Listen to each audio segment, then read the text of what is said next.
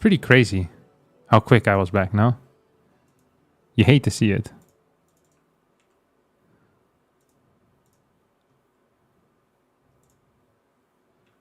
People thought they had a small break from me, but that's not the case at all. Okay, we have returned. Okay, now I can move these things around. Like something just crashed. Like an error message popped up on my window and I clicked the OK button and then something crashed. It was very frustrating. So I had to fix it.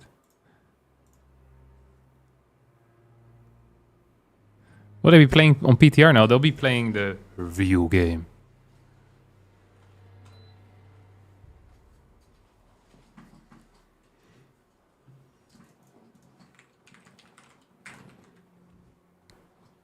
I just learned I can measure my pulse from my index finger. Wait, what? I can only do that when it's going very fast. I can't do that at all. I also am really bad at feeling the pulse in my actual pulse. I remember we once did this in elementary school and I thought everyone was pulling my leg. Our teacher explained us how to feel your own pulse. And I just sat there pretending like I also could count. I said, you just count your... Because we were going to count, I think, for like 10 seconds. And then we'd had to calculate what our heart rate was. This is like, I think this was when we were like 8 or 9. And I remember just sitting there and everyone was feeling it except for me. I just didn't... I couldn't get it. I still can't feel it. I don't know where my pulse is. Sometimes, though, I can feel it if I touch my heart, you know? Under my shirt. I can't feel it in my neck either. Because that's where you always see it in movies, right? They touch 2 fingers, they do it in the neck. No pulse. I'm glad I'm not one of these guys that has to, you know, what do you call them? The people that check if someone's dead. Good Lord, mortician? What is the word I'm looking for? These people that make the toxicology report after someone dies as well. Is it actually a mortician? That sounded like a made-up word.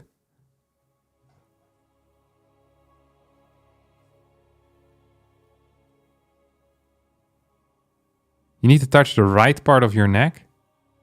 There's nothing there, dude. And then I remember my teacher, she did it.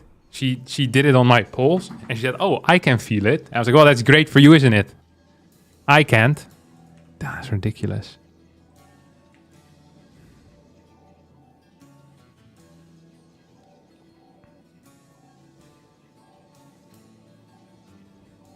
A coroner. There we go. Yeah, coroner.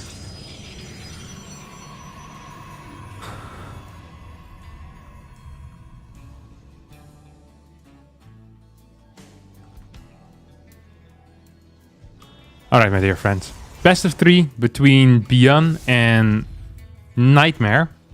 2 players I respect a great deal. I respect one of them more, and that person is BYUN.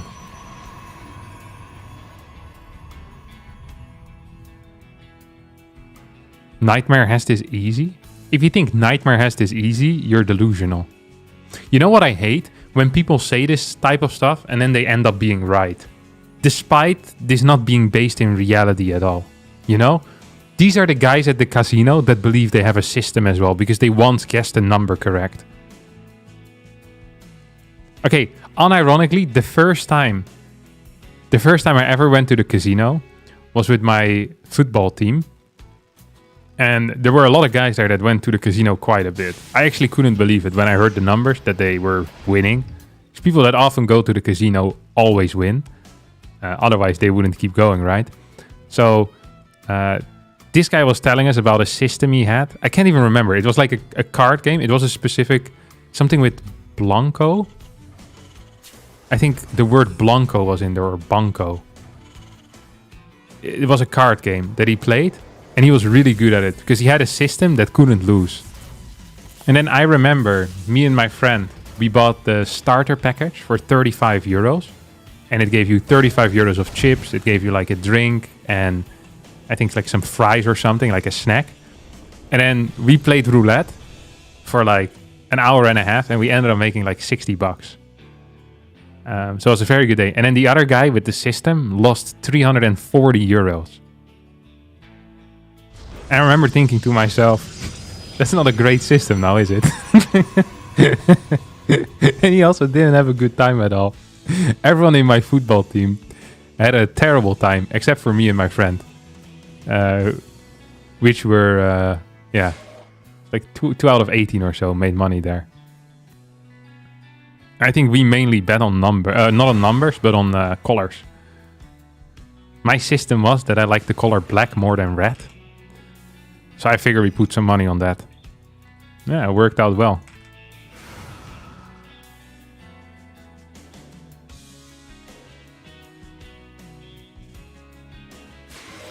Sounds like you had a system cap. Time to go back. Yeah. Definitely. Alright. What do we have over here? Ooh. Was that a fake cloak banshee that didn't get scouted? Or was it a fake cloak banshee that did get scouted?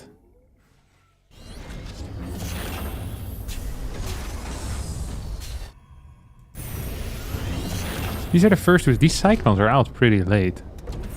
It's gonna go into triple CC. This is a wild build order.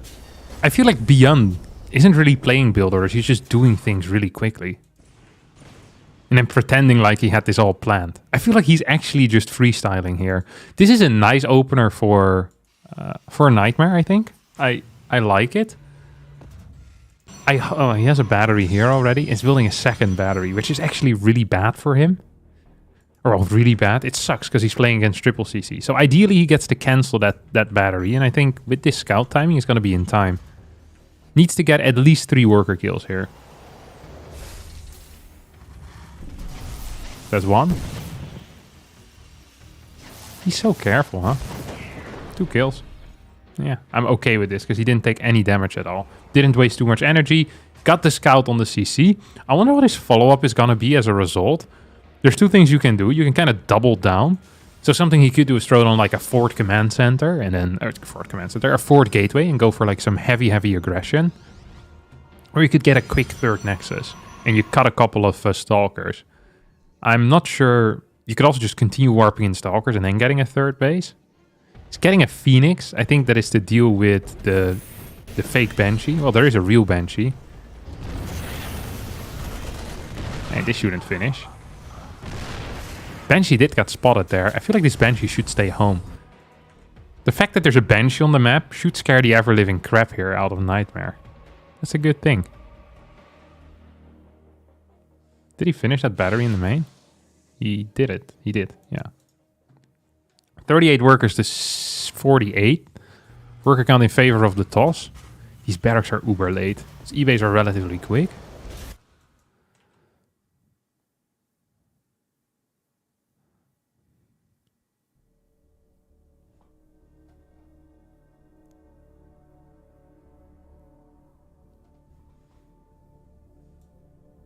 He's just waiting for a Banshee that's going the other side. This also will do absolutely nothing, like guaranteed. I think having the Banshee at home is a high tier play, because then you're always afraid of the Banshee. It's like the boogeyman.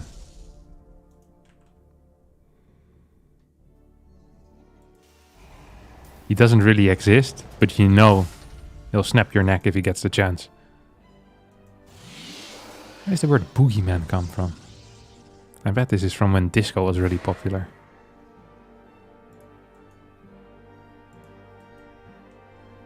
The boogeyman would take people out on the dance floor and then snap their necks.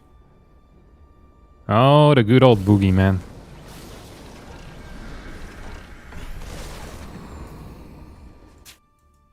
I typed it before you said it. Not actually true though.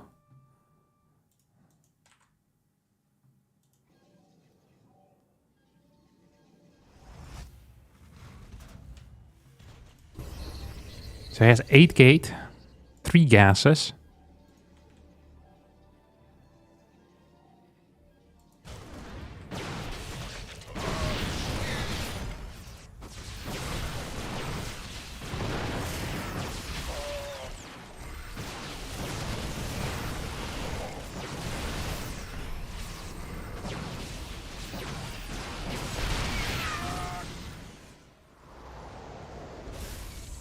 really wonder what his plan is.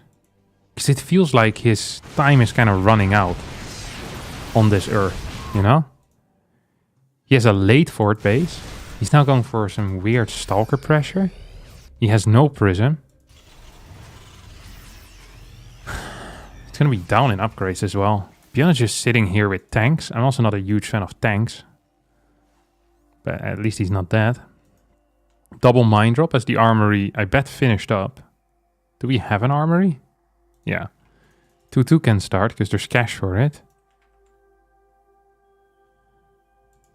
Do we still have a Phoenix? No, Phoenix died. Means that this mine drop could actually do something. God, I wish these pylons had 10 vision range already. That would really improve his position here, wouldn't it? Boost! No, that died. Revelation. Very nice. So BYUN sitting back and doing, well, practically nothing. Nightmare sitting back and also doing practically nothing. I think this is a key moment to start moving out if you're Terran. Look how late Nightmare is doing everything though. Like, despite just camping hardcore, he has late Robo Bay. He doesn't have faster upgrades than his opponent. His eco is also not that much better. Really, the only thing he has is very high army supply, and that's mainly because his army consists of 24 zealots and 15 stalkers.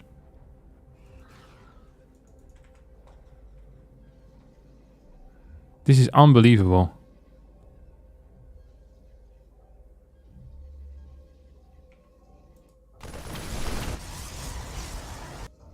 He's still only on 3 gas. Make it make sense. You can't.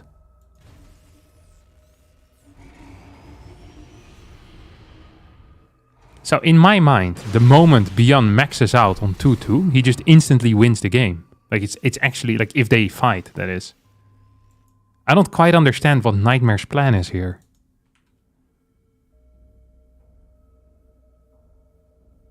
If his plan was to create the weakest possible army 10 minutes into the game, then we can call him a successful man. That's a weird metric to judge success by. Second starport, +1 ship weapons already. Like, the transitions are so freaking late here for Nightmare. It's actually crazy. Look at the armies. 35 zealots, 15 stalkers. Like, the entire plan of Nightmare here is to make a run-by with 20 zealots. That doesn't sound like a brilliant plan. See, after the patch, this mine would have been dead now. So yes, you lost a zealot and shields on 7 other zealots and some real damage as well on those zealots. But at least the mine would be freaking gone. I hate this so much. Like, you guys have no clue how much I hate setting up a run-by and then this happening.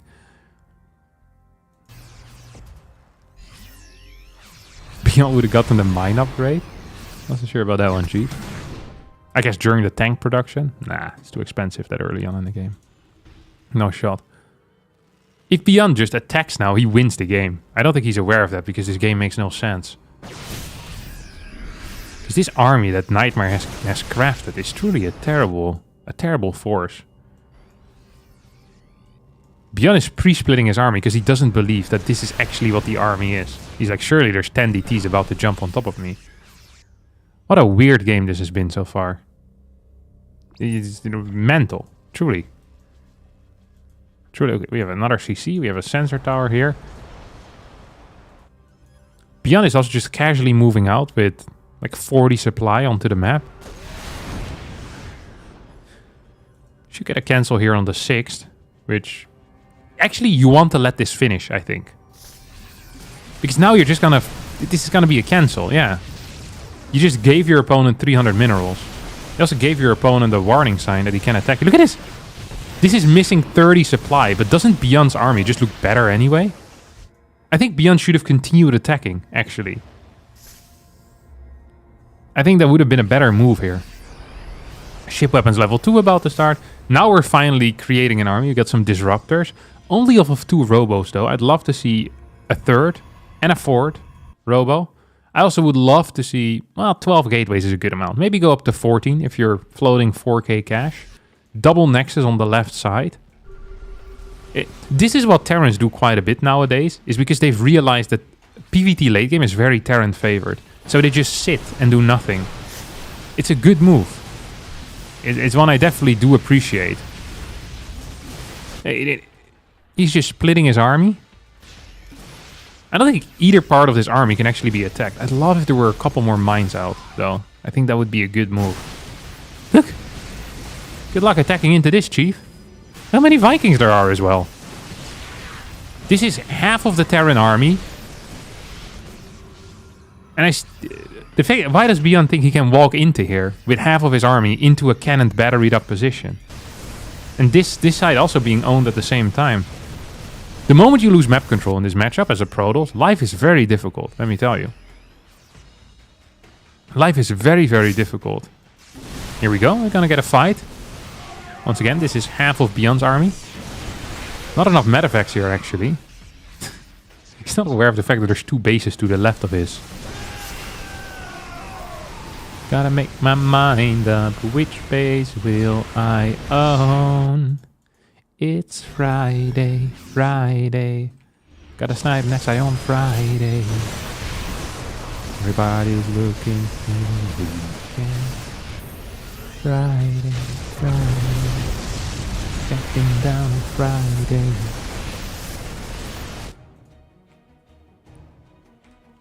Disruptor count is at 4.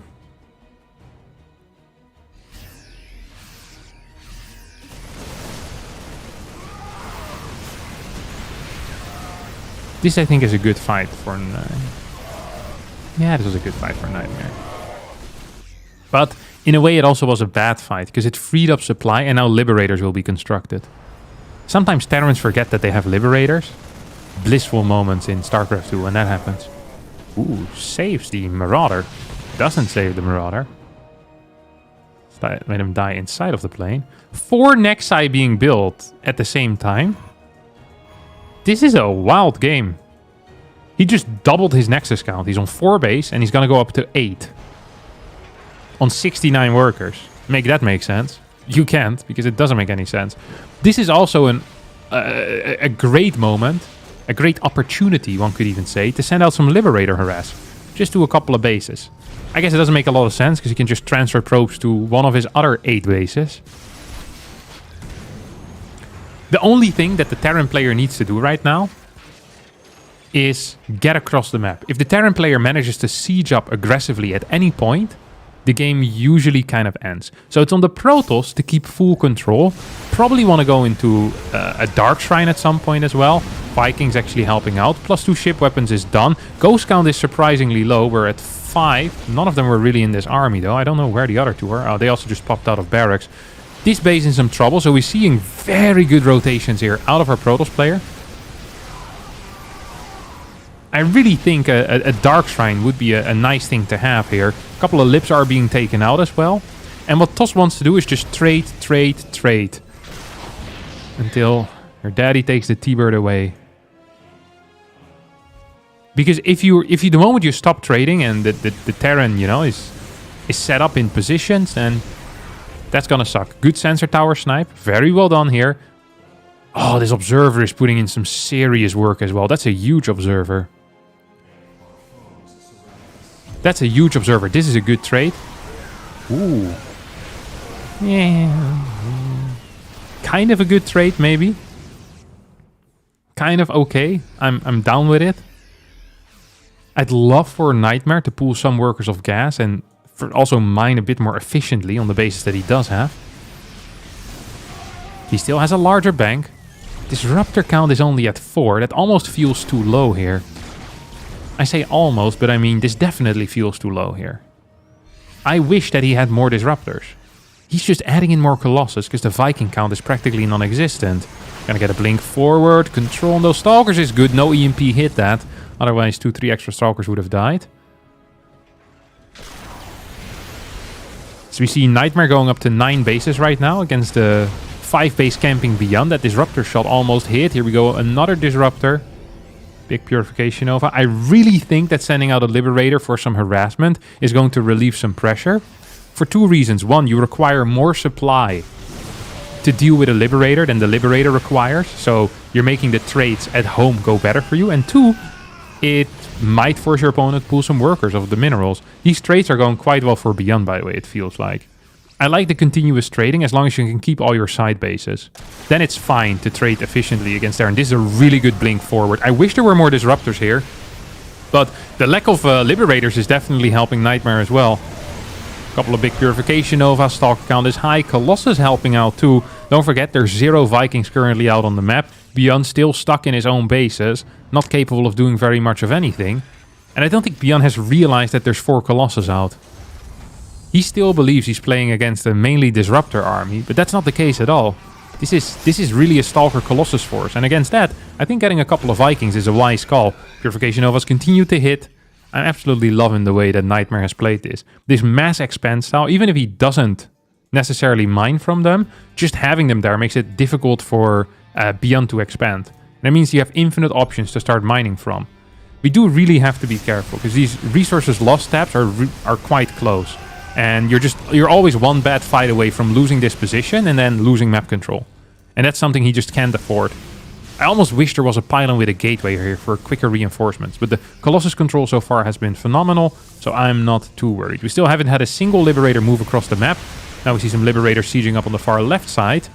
And I think that should probably force Nightmare more back towards the bottom here at some point. Although he's going to move in forward, gets a Purification Nova in there, and now he's going to make that rotation. Observer here, putting in God's Work, lots of good vision in general for Nightmare, which BYUN doesn't really seem to be very aware of right now. This CC also is being caught by a Nexus. Nexus blocking the command center, that's a classic. This is a snipe here on this lip. Yep, there we go, good moves. Purification Novas flying forward are going to get good trades as well. Overall, though, resources lost in favor of BYUN. And now it's starting to become a little bit scary as the Liberator count has risen. Ooh. This getting spotted by this Observer. And then BYUN not realizing where that is very sad for BYUN, honestly. He's going to need to try and defend this. Ghost in a bit of trouble. Ghost in a lot of trouble. Liberator's not there. This army tried to go for a base trade, but that isn't quite possible. This fight so far is fairly close, I think, in resources lost. Is that true? A bit in favor here of Nightmare. Is close to running out of Disruptor shots, though. Only has a single one remaining, and that's very scary. I think that's the last shot that he has. 3 Colossus still around. Reinforcements coming towards the top side. Nightmare outmining his opponent by a decent deal right now, as this base has mined out. This base is mining out. This base still has the 8 patches, but not for much longer. That means that Nightmare really only needs to keep control for another minute and a half. Because every minute that goes by right now is going to be a great minute. And at this point, he can start taking worse trades. He can start taking seriously bad trades even, as long as this base doesn't go up. This base is not allowed to mine for even a millisecond. Here comes the Disruptor. She's going to get sniped here. No, BYUN doesn't get the snipe in time. Didn't opt for the EMP. Wanted to save some energy, and as a result, lost 2 Ghosts and a couple of Marauders even. Big blink forward. That's an okay trade. I'm very fine with this. Nightmare, honestly, playing a game of full control. This base is so important. This base is not allowed to mine. It really isn't. But it is mining. Still no Liberators moving in to do any type of harass on just any base. I really believe this to be a major mistake. I also feel like that Nightmare with this move is allowing this army to go across the map. BYUN isn't quite sure if that's what he wants. I think that should be what he wants. Does not see that Observer with the scan. He hasn't seen any of these opses. Oh, I guess he caught this one. That's a big deal. The fact that he got the 6th base now, though, is pretty big as well. Left side, no Liberators, no Sensor Tower. What's the chance that BYUN just straight up sends it the moment he sees that? He needs to move this army across the map, that's for sure. He needs to start clearing right side bases. Almost loses a command center, but not quite. Might still burn down, though. If he doesn't go for the repair at any point. And that's an expensive burn down. Minus 400. Poof.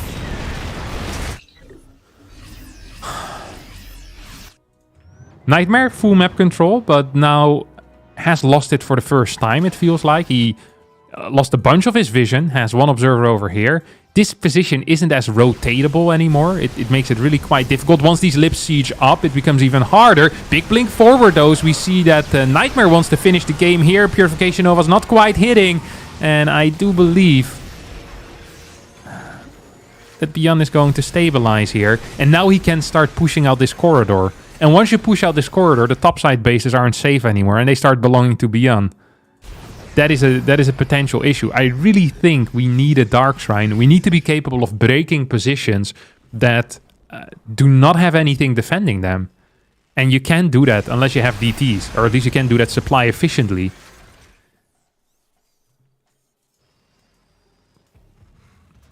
I still can't believe we haven't seen any Liberator harassing. Now I think we have our first one.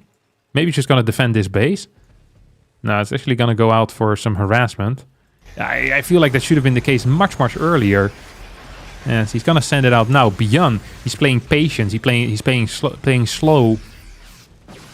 Might actually end up losing this base. No, Liberator's moving in. Are we going to see a blink in forward? No, a move in forward and does a blink back. Base will survive as this Liberator is denying some mining here. I think this is in range of a Stalker blink. I could be wrong about that, although I don't think I am. Nightmare once again finds a good position to start rotating from. Like this middle area is really hard for BYUN to deal with. Needs to probably reset these lips as well. No, it's gonna leave him there. This is an unbeatable spot. Gonna need an air unit for that. Do we have a Stargate? Yeah, there's a Stargate available, so Phoenix or Void Ray. Oh, he forgot about his own Stargate. So he's going to rebuild a Stargate just to deal with that. That's very frustrating. That's a headache to deal with. It really is. EMP's going down as these Purification Novas are trying to hit. Every Disruptor's just going to get sniped. Nightmare with an absolutely losing battle here is going to get pushed back for truly the first time that a fight goes decisively in BYUN's favor. More Liberators now showing up. He fought without like half of his army as well.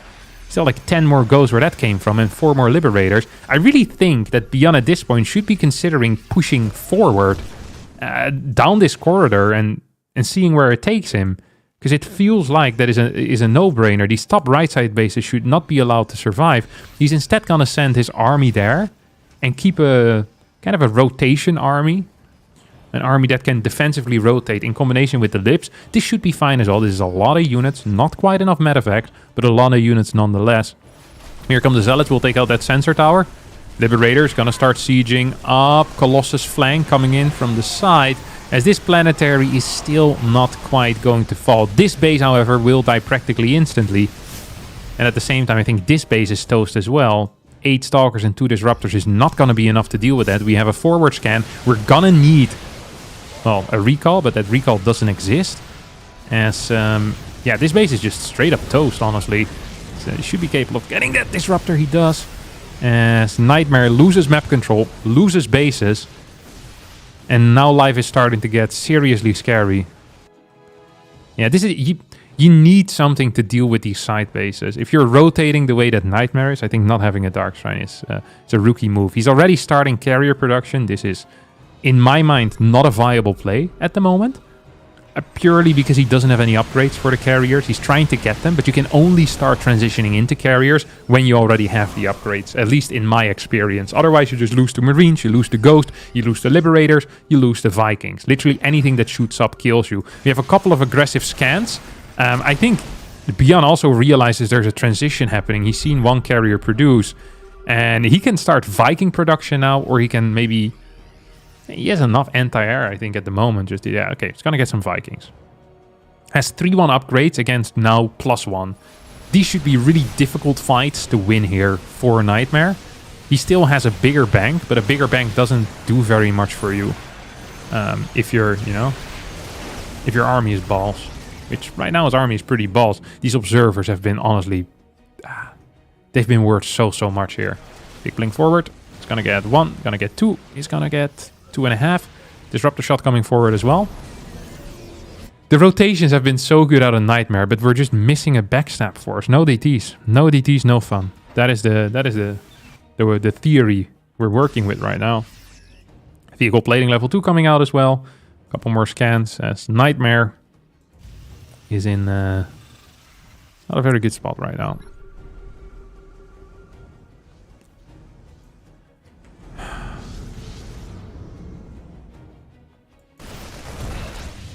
Like, as long as you don't have +3 on these carriers, they're just not going to work well.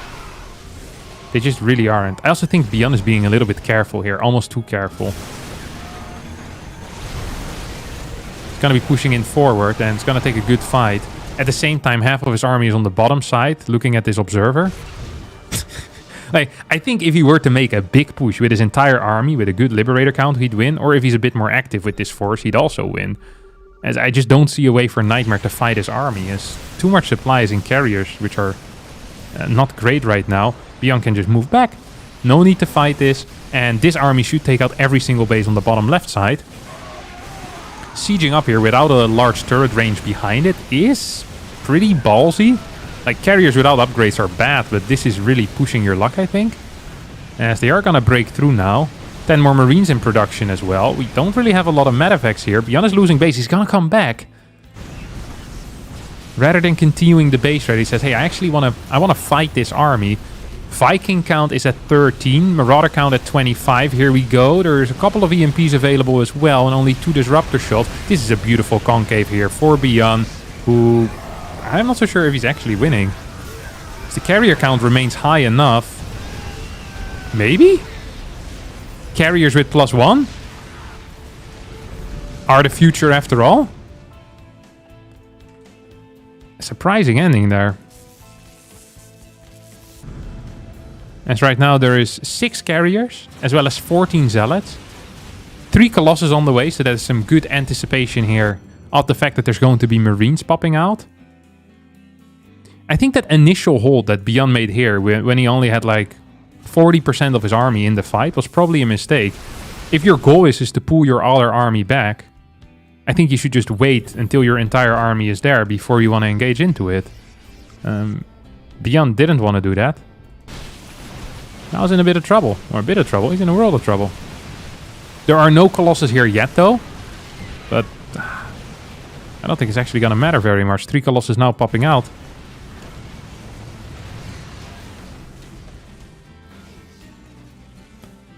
Impressive win here for Nightmare.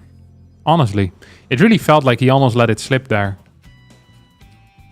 By allowing BYUN to continue mining off his 5th base for so long. Or I guess this was his 4th. Let the 6th go up. Poof! That's a beautiful way to end it here. Nightmare takes the W against BYUN. And that means that BYUN potentially not going into the closed qualifier of the Stars War. Whew.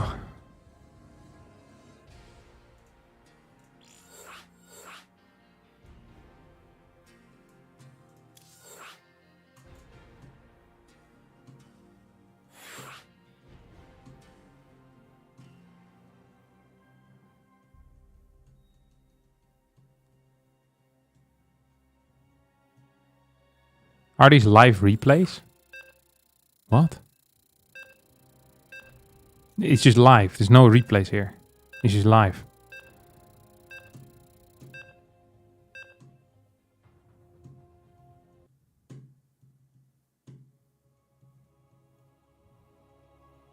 Hey Harsam, always great catching your streams before work. Love from Canada. Thanks, buddy.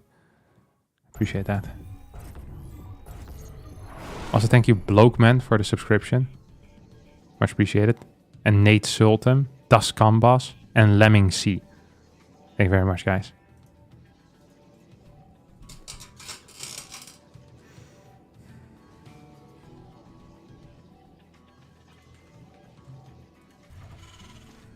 Like, this game was insanely, or last game was insanely over. Into the mid game, it felt like.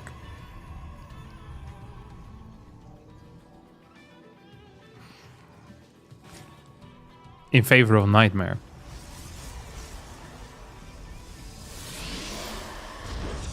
I feel like Nightmare has an odd style of playing, but I don't mind it completely.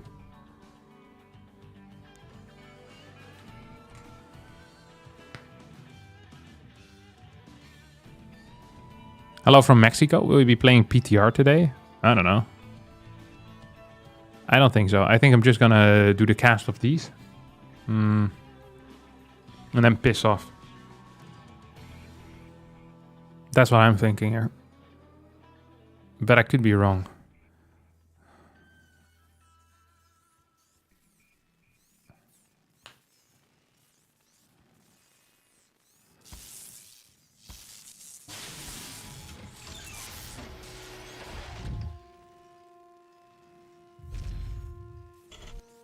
Can't wait to see what map makers do with the new stuff. Yeah. I feel like whenever there's new stuff, it always gets used in a mediocre map. Or they make a map around the new thing, you know?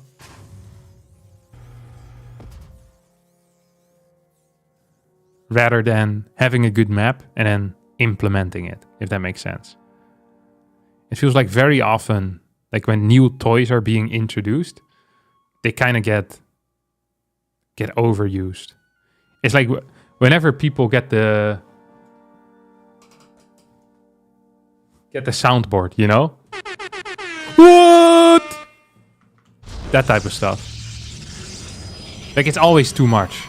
People can never relax with it. I hope map makers don't use the rocks destroying the minerals too much. Yeah, I hope so too. Destructible minerals sound like one of the gimmicks that won't make it to the pro scene. Are you hating on Rolly now? No. He does it in a tasteful way, I think. He doesn't overuse it at all. Isn't it a good way to get a grasp on its use cases? Oh, if you're just practicing, making practice maps, then sure. But if you're trying to make a map that needs to be in the ladder, then I think it's often useless to have it be like... I feel very often that it relies too much on the gimmick. But I could be wrong.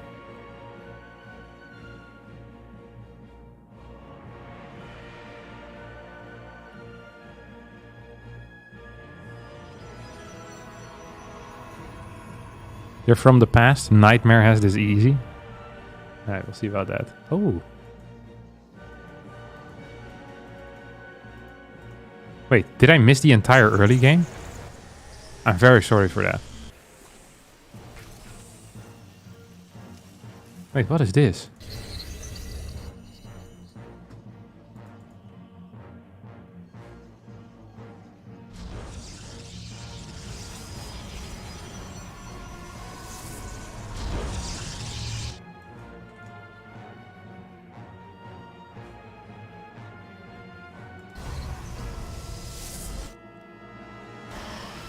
Wait, what is this?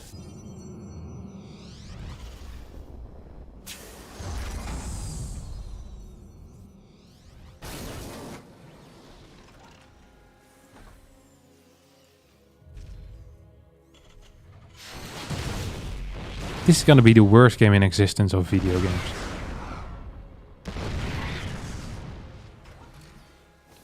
No?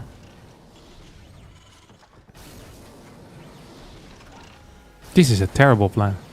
I mean, I know I have full information, so I know this is a terrible plan. Please don't do it.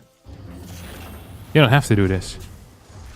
Is this Banshee just gonna straight up win the game? Banshees have been becoming way more popular as of late. I don't like it.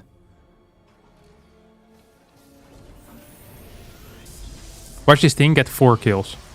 Or maybe get 3 kills. Or maybe 5 kills. Or maybe 6 kills. Thank you.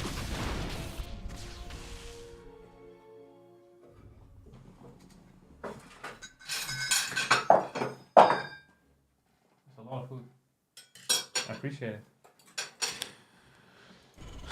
At the same time, something happened here. Oh, I guess we just have a full-on base trade.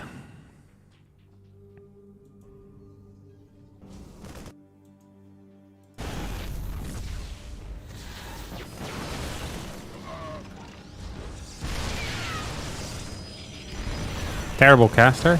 Yeah, I can't help it. I was born this way. I wonder who's winning. It's such a confusing situation, honestly.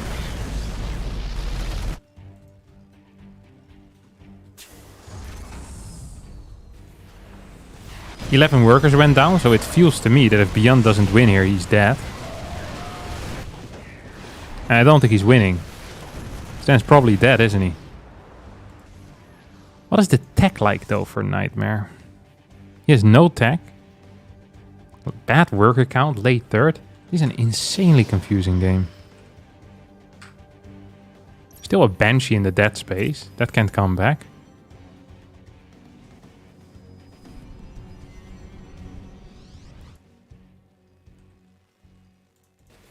More Marauders. I mean, this feels extremely over. This was such a terrible game. Holy crap. Doesn't matter if Terran loses workers, they have mules. That is true. I just have no clue what happened here. This feels like a fever dream. This entire game. Like, we were there, but also not really. Good snipes. Takes out one mine, almost loses a stalker. And I actually think you want to continue doing this, do you? Probably just want to piss off back. Well, you want to keep your stalkers on the map, but no charge out yet. It's gonna need a battery here, surely. I think the best thing BYUN can do. No, I was gonna say, what if he pulls SCVs? What if he pulls SCVs actually? There's 13 stalkers and 1 sentry. You have a tank. It's a good blink into the main base. Loses his concussive, I think. Oh, that finished. Loses 2 tech labs. Gonna lose a reactor here as well. He's just gonna go straight across the map. Is recall available? It's not! It got used earlier. I think Nightmare forgot about that. He has a bunch of units across the map, so he's gonna probably lose his 3rd base as there's nothing here. Oh no, he forgot that he used the recall. We get 1 sentry. Colossus now out. A lot of workers are gonna go down. Marines need to be pulled back. Hello? Can you pull back the Marines? Marauders need to... Marauders need to tank here. Didn't pull back the Marines, and as a result... Well, it seems like Terran still is fine. At the same time, Stalker's dying in the middle against the tank. Oh my god. An idiotic game. He actually forgot that he used his recall. That is so frustrating. God.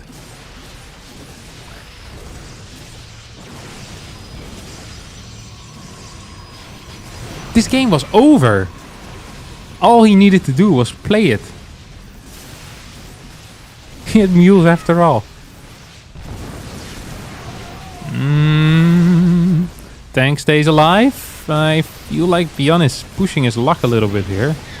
But then again, these Colossus don't actually have range yet, so this is completely fine. No battery here yet either. Nexus goes down. Oh. Never underestimate a Terran. No matter their eco. 3rd base finishes up now. What's our actual upgrade count? We have +1 on the weapons and no armor attacks. Good lord. Honestly, if he had recall there, life would have been very good for him. Like, very, very good. Game of the year? No. Absolutely not. You know what's funny? No, never mind. I was gonna say something dumb. I decided against it. I was gonna say, now the game actually is even. But that's just not true. The Protoss is dead. There's no forge here. There's no upgrades. He's building a forge, though. Getting a dark strike. Sometimes you can accidentally win with DTs. It is super rare. Especially once +1 armor finishes. He never started +1 armor. He's also floating like 1k resources. He's instantly getting a fort base. I think we need an armory and 2nd eBay here. Where did we spend all our money? Oh, he just queued up some units, despite being supply block. That's a hilarious move. This is how Terrans make you believe that they're macroing well. Cheeky little supply drop as well. This has not been a good game at all. Really not a good game. So many mistakes. I think both of them are kind of nervous. Is there a battery? There's a battery. There's some force fields. Yes, that'll need to be pulled back though. Jeep. Jeep. Jeep. He does have a lot of energy, doesn't he? Not as much anymore. Well, I mean, 4 mules or so total. 4 GC about to finish. Second eBay plus armory coming in now as well. Super battery gets activated. The Ts get warped in. Please note that there's still no +1 armor. That means that these DTs are going to be one sniping crap. There's no turrets. Oh, no, there is. There's one turret here. Is there a turret here? No, there's not. Turret here? No, there's not. Nah. Just having one turret is such a huge deal. Actually, such a huge deal. I do not appreciate this at all. I give this 2 stars, to be honest. This DT is actually gonna get a bunch of bad boys down. DT in the natural also got 7 kills, but workers now being pulled, and that is going to be pretty much all she wrote. What a wild game. GG. Hiya, captains. Greeting from Austria, Vienna. If you're in a team like Shopify Rebellion, do you play some training games against BYUNs too? And in a tournament, you feel more confident against teammates? I don't feel more confident against teammates. I usually lose to my teammates. I do play training games, though, with my teammates. Yeah.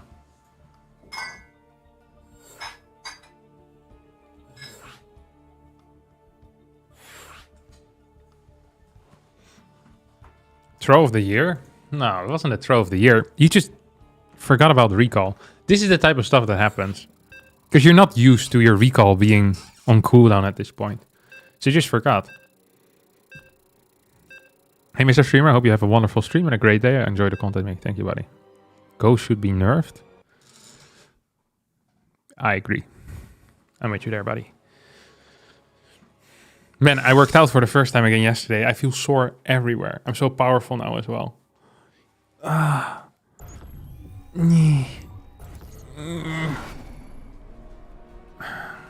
Good lord.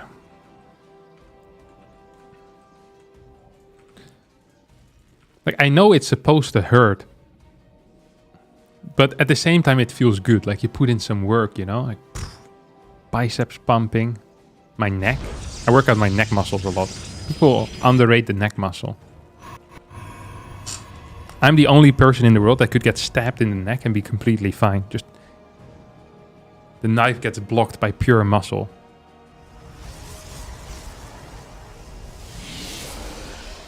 Was did Classic do to win twice against Dark? Was Dark not in shape or was Classic just better? What? I didn't see that game yet, so I can't tell you, to be honest. What? Are you an F1 driver? They also train neck a lot. I'm not an F1 driver. I'm just an admirer of neck muscles in general. When other people look at pictures of biceps, I just have pictures of fat necks.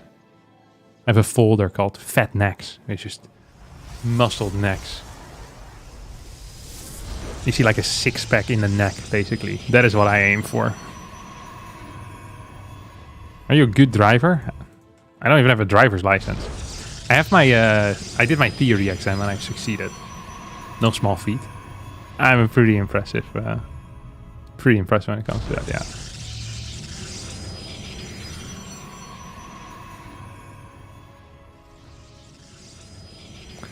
What is BYUN doing? Oh, you want me to talk about the game? What the hell?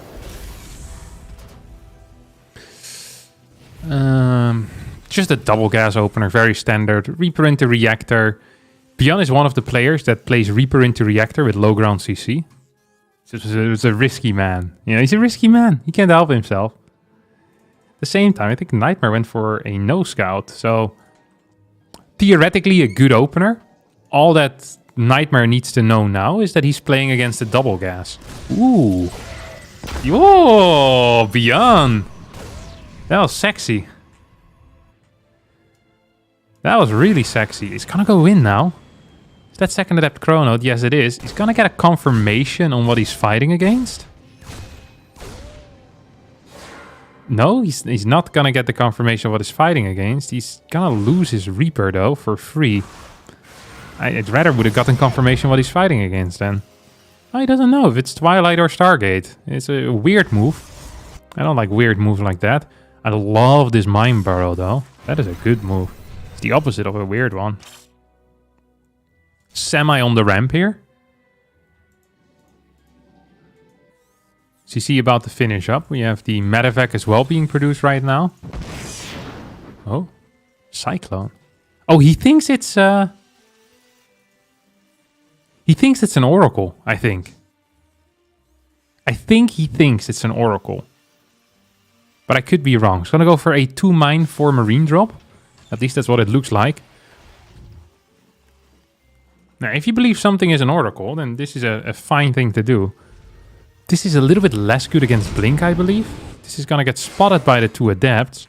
Seeing 2 adepts after having killed one means there were 3 adepts total. That doesn't really require a higher level of mathematical understanding. So beyond, and usually with triple adept openers, you think it's Stargate. It's gonna lose 3 workers total versus 3 adepts going down in total. Okay, 4 SCVs. Now we get a drop forward here. There's no battery. It's gonna put these mines, 1 mine at the ramp. There's no blink yet either. This is not good, is it? I think this might actually just be game over. I think this could potentially just be game. 6 worker kills. 2 stalker kills. No, 1 stalker kill. There's no 3rd base here. The gateway count's only at 3. And we don't have a prism out yet. As it looks to me like Nightmare is playing a defensive version of a 3-gate blink robo. You still have the 4 marines out on the map as well. First tank is fairly late. Cyclone moves across. These 3 stalkers, they need to achieve something, but it's fairly unlikely.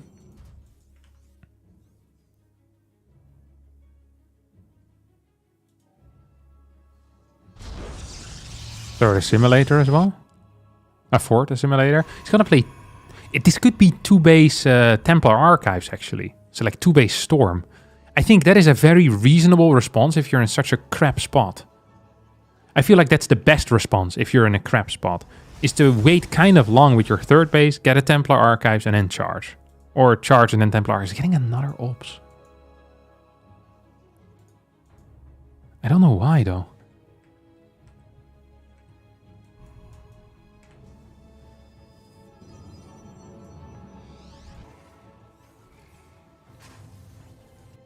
It has to be a Templar Archives. It can't be anything else.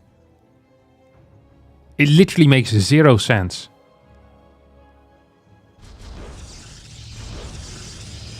I'm so confused right now. A Robo-Bay?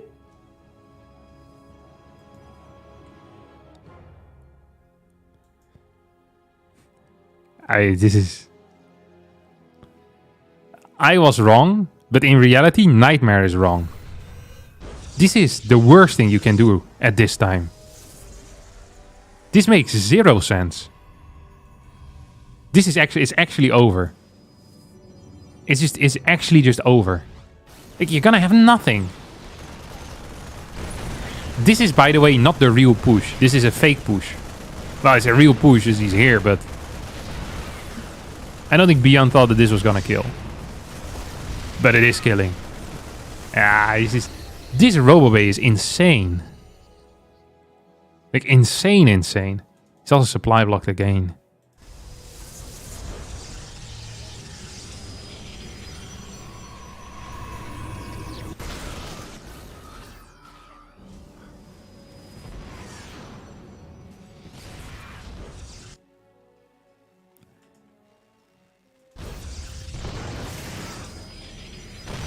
I mean, I love Nightmare, but I don't love this play. He threw down a Robo-Bay 6 minutes into the game. Like, you're gonna have 1 Colossus by the time Stim Combat finishes, and you're fighting against like 130 supply of units. If nothing happens. Like, even if the 3rd hadn't been sniped, this would have been a god-awful situation. Like, really, really bad. With Templar Archives, you get Storm, you can maybe do something, you can do it much quicker. Because you can build 3 Templar at the same time, right? You can only build a Colossus 1 at a time. So if your tech is late, it's often better to go for a Templar Archives, because it allows you to get online faster. The peak is also less high, but it's a very strong, a bit of a power spike.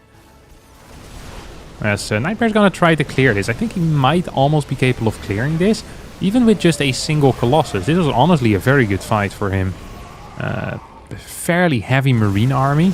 This went really poor here for BYUN. Really, really poor. It's... what? What? I can't believe he tried chasing. And I can't believe Nightmare ran away from it.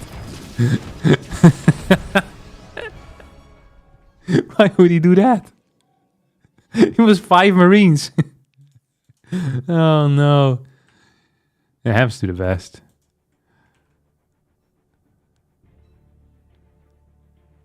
Okay, now we have a Templar Archives. No Thermal Lens yet either. This drop could be game ending. At the same time, this is a serious push out as well, you know? This ain't no joke. Recall available, so that's big. Stalkers moving out, trying to get some kills. Gonna get a recall straight away in towards the main base. The main army moves towards the third. A couple of workers fine. This is the pro, like this type of drop is that you don't kill anything and you lose 4 or 5 workers, a bunch of mining time, recall, and you lose map control. That's why these types of drops are so good. Now, BYUN's still in an extremely good position. He's 58 workers to 50. He's up in upgrades. He has upgrades, and thus he's up in upgrades. Starting his +1, he's getting it. Like the moment the ghost pops out here, this game is, I don't want to say it's just going to straight up end, but it's going to look really freaking bad for our good friend Nightmare. And it might actually just straight up end. He could, if he would have added like a wave of Vikings here at any point, that would have been big too. He didn't. Probably could have though. Had a bunch of cash in the bank. Something interesting is that he's been playing 4 Tech Lab. He did that last game as well. I think it was last game or the game before. Yeah. Last game. 4 Tech Lab. So very heavy on the Marauder and Ghost. Not so heavy on the Marines. I like how Nightmare's trying to stay in. You know what it is in PvT? As a Protoss player, you're always 2 or 3 good fights away from winning the game. As a Terran, you're always half a fight away from winning the game. As a Terran, you're always just a bit closer. But it doesn't mean TOS can't do it. Now, if you get 6 Disruptors out here, you know... Ooh, was that a cancel? I think it was. You get out 6 Disruptors. You get your +2 attack at some point. I'm not saying you're winning, but I am saying that there's a chance that you might be winning. If you hit a couple of big Disruptor booms right after. Moving out seems like a mistake.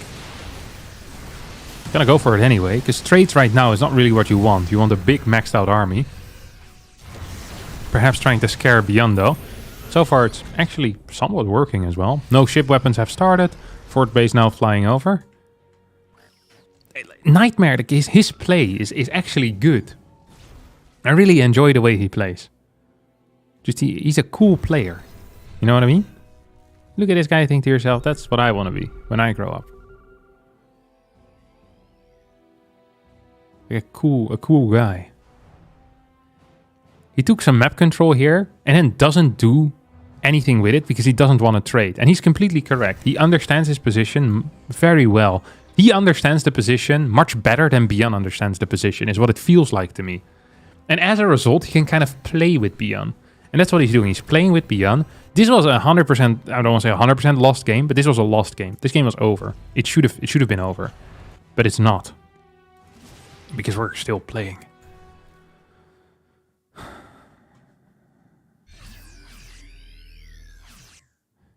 It's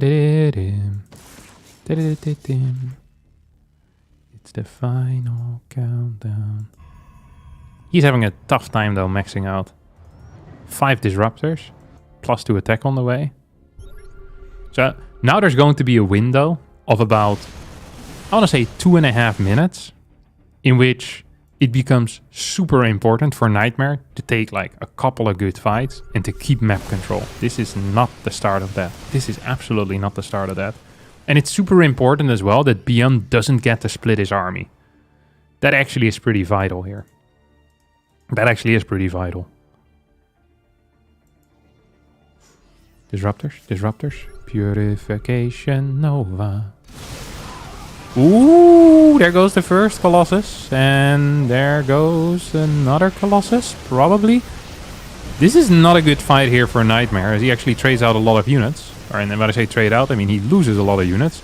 Doesn't kill a whole lot. This was just before +2 had finished for BYUN, though. So I guess that is nice.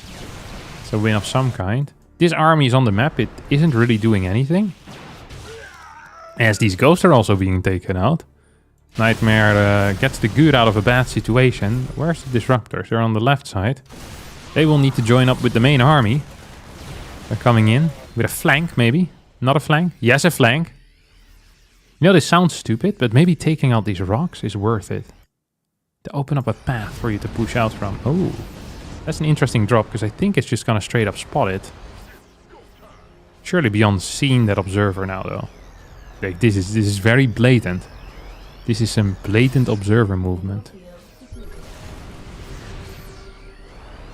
Oh, he still doesn't have Colossus range. At this point, I'm almost starting to believe that it might be a mistake and he's not just trying to save some money. But you can never be sure enough. Nightmare always dreamed of having a big bank. Lots of cash on the bank. Just looks cool. And he's a cool guy like that. BYUN adding in 4 more command centers, because why not? As he pushes him forward. Trades a little bit. Trades quite a bit. Needs to still be careful. Nightmare doing a really good job with the splits, doing a really good job with really just everything, I would say. Just so hard to push across the map and grab that control of the game. Observer still providing infinite vision. We're gonna have, I think, once the lips join though. Yeah, these guys are messed up. That's messed up. Good position. No one will ever get this watchtower. I'd wanna set some of these up a little bit different though. Yeah, Nightmare thought for a second he could break through. But you can never truly break through. Vikings take out 1 Colossus, loses 4 Vikings, or 3 Vikings and a half. If I were to rate this game so far, I'm not sure what to do then. Because this game should have been over and Nightmare's making a game out of it. BYUN is pretending like this isn't over as well. I'm not sure if he's cosplaying or... There's a little bit of LARPing over here.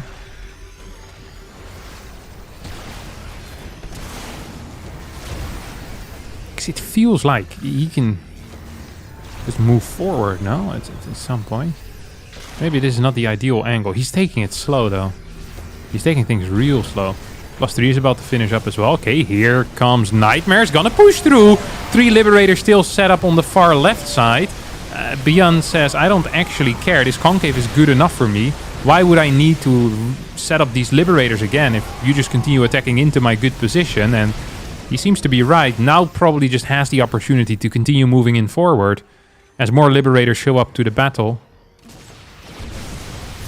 Right? Right, guys? No? Maybe not. Ooh, there's a couple of snipes. Needs to be careful. No, gets every single disruptor there, actually. Splits back, not quite brilliantly, but should be good enough. Can we get a pickup? Nope. 175 supply to 133. And this was the trade that is most likely just going to end the game as BYUN moves in forward. And that, my dear friends, is going to be it. GG. That's game. For the second time this game, it's game. I love when games end twice. We get double the entertainment. Cheeky low EMP here, maybe? Hoof hoof. Hello? Can you EMP? There you go. Yeah, that's gonna be it. Oh, crazy pickup control. Drops on the Nexus and takes it out. That was nice. GG. Yeah, BYUN's very cool like that.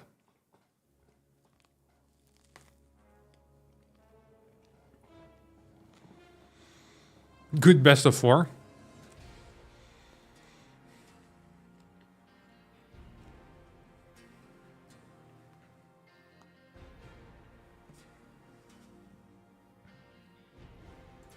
So what's next? What are you munching on, Fatty? It's called Focaccia. It's a type of bread.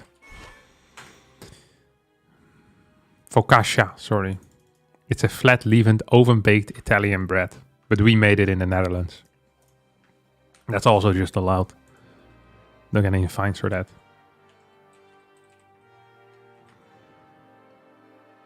Watching BYUN retreat and let him build back into the game was just like watching Hearthstone. Very nice.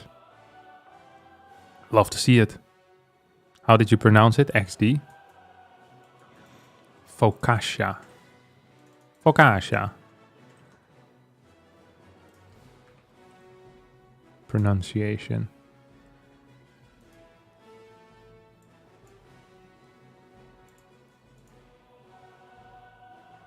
Focaccia is how Focaccia.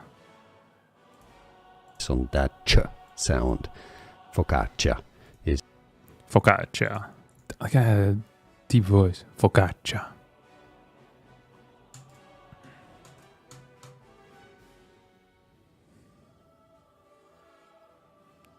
Focaccia.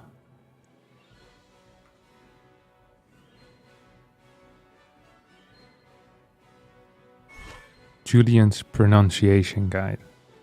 Thanks, Julian. Oh, we're leaving?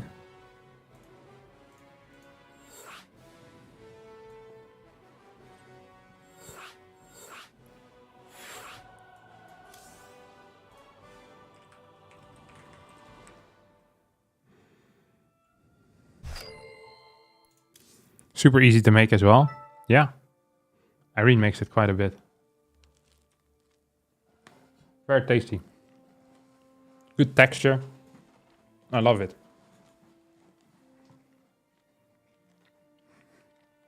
The Pope just issued a Focaccia fatwa. No Nordic Italian breads. And then the Pope can suck it. I'm going to keep eating it. What's he going to do?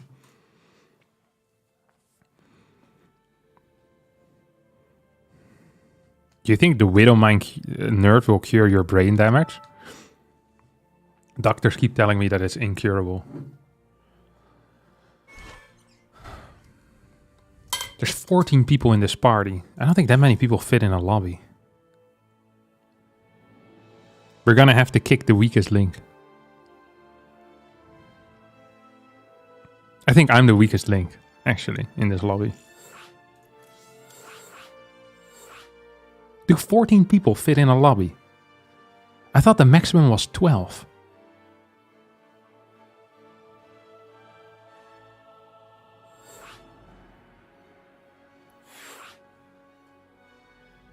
I'm in. What team should we put ourselves in?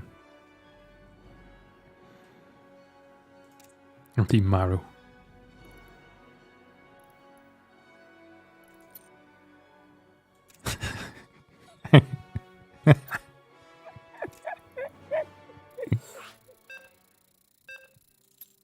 It's Estrella.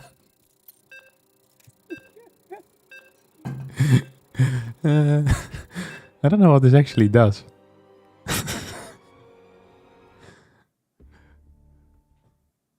But I love it.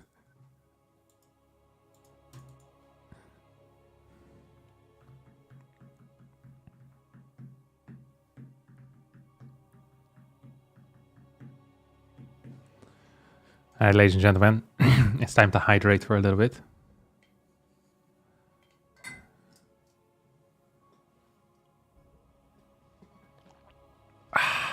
I'll mute myself. I find listening to other people drink one of the most disgusting things in the entire world, so I won't force it upon you.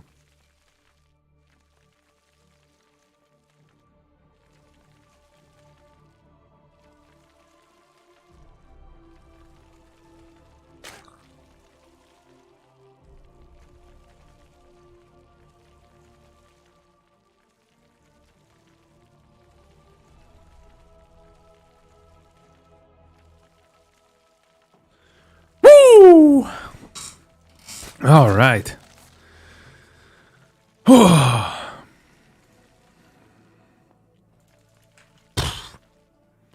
I'm a bulk drinker, that's what you call it.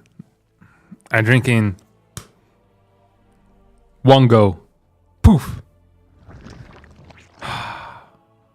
Oh, I might have drank it a bit too fast though. I want to show off. You can breathe while drinking. Congratulations. Like, what do you want me to say to that? How is it even possible though?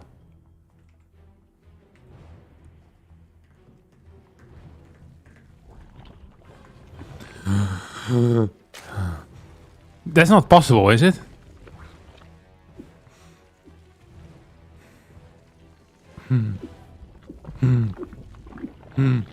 You can probably switch quickly, no? You can't actually do that. It's not possible, I think. Use the nose.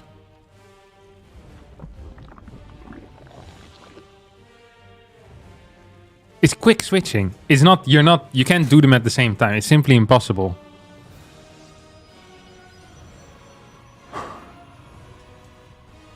You can breathe between swallows, but your epiglottis closes when you swallow. There you go.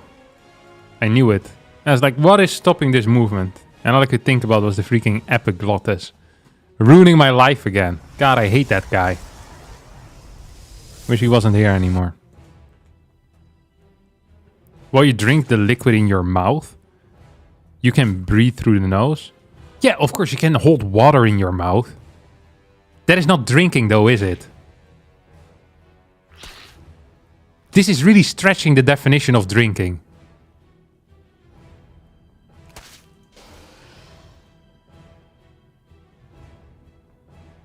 My mic quality has dropped off. Has it really? Da, da, da.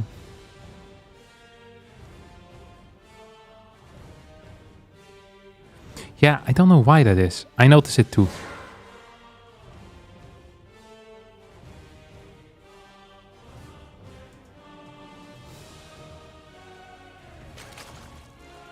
Okay, let's focus at the game. We'll think about the microphone another day. I think it has something to do with the OBS, honestly. I'll flame OBS whenever I don't have a real excuse. Maybe I can fix it a bit like this. Is this better? Or does it still suck balls? I think it's better now. It still sucks balls, doesn't it?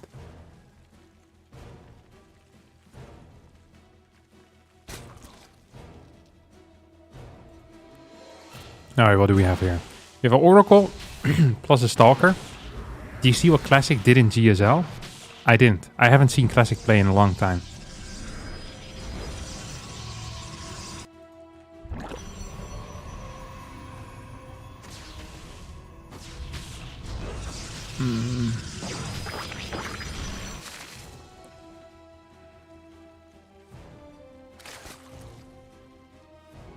Did BYUN win his series? Yeah, he did.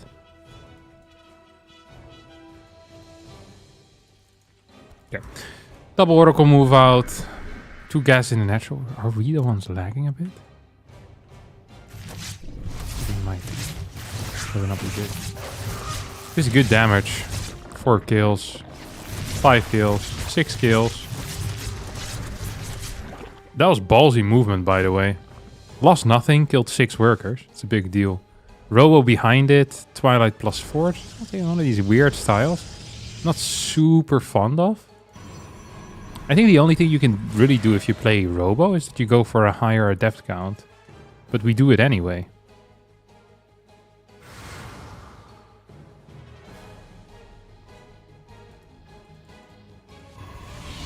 Two more gateways. 3 more gateways. So what this could be is like a charge attack maybe. It's gonna kill this fort base. It's also a pretty big deal. The Classic is just owning him so hard. It's not even funny. That's minus 75 plus minus 50 because of the drone kill.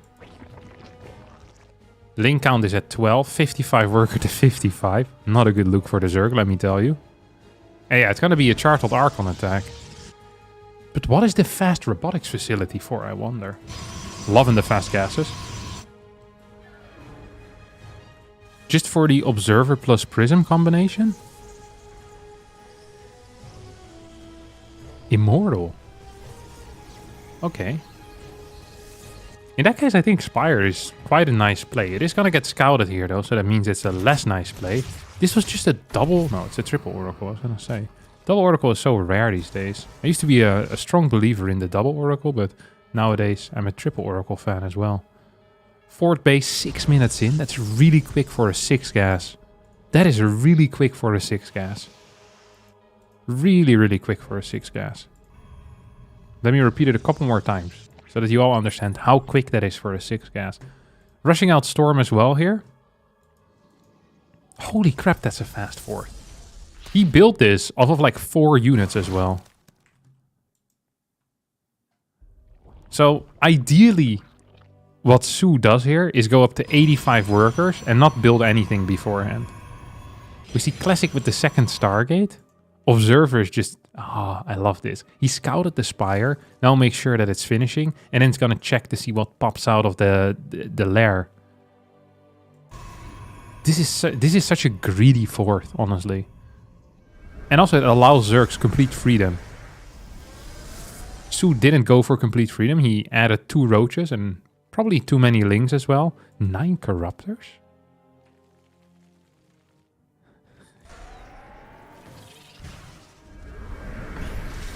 All right.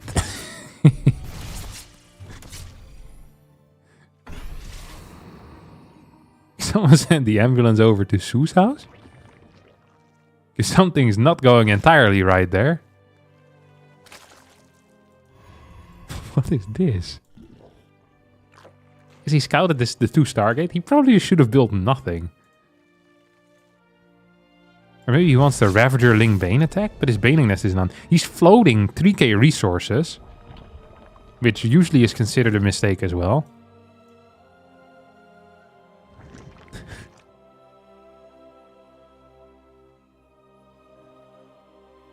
Hive? This is not even a quick hive. This is a slow hive.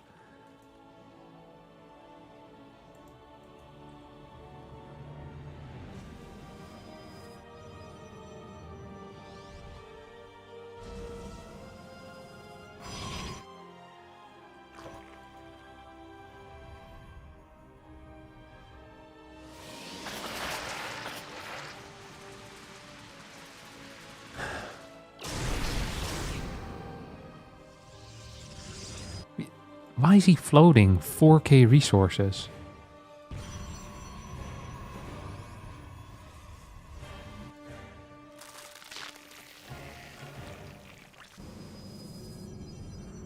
I don't even see what the plan is here.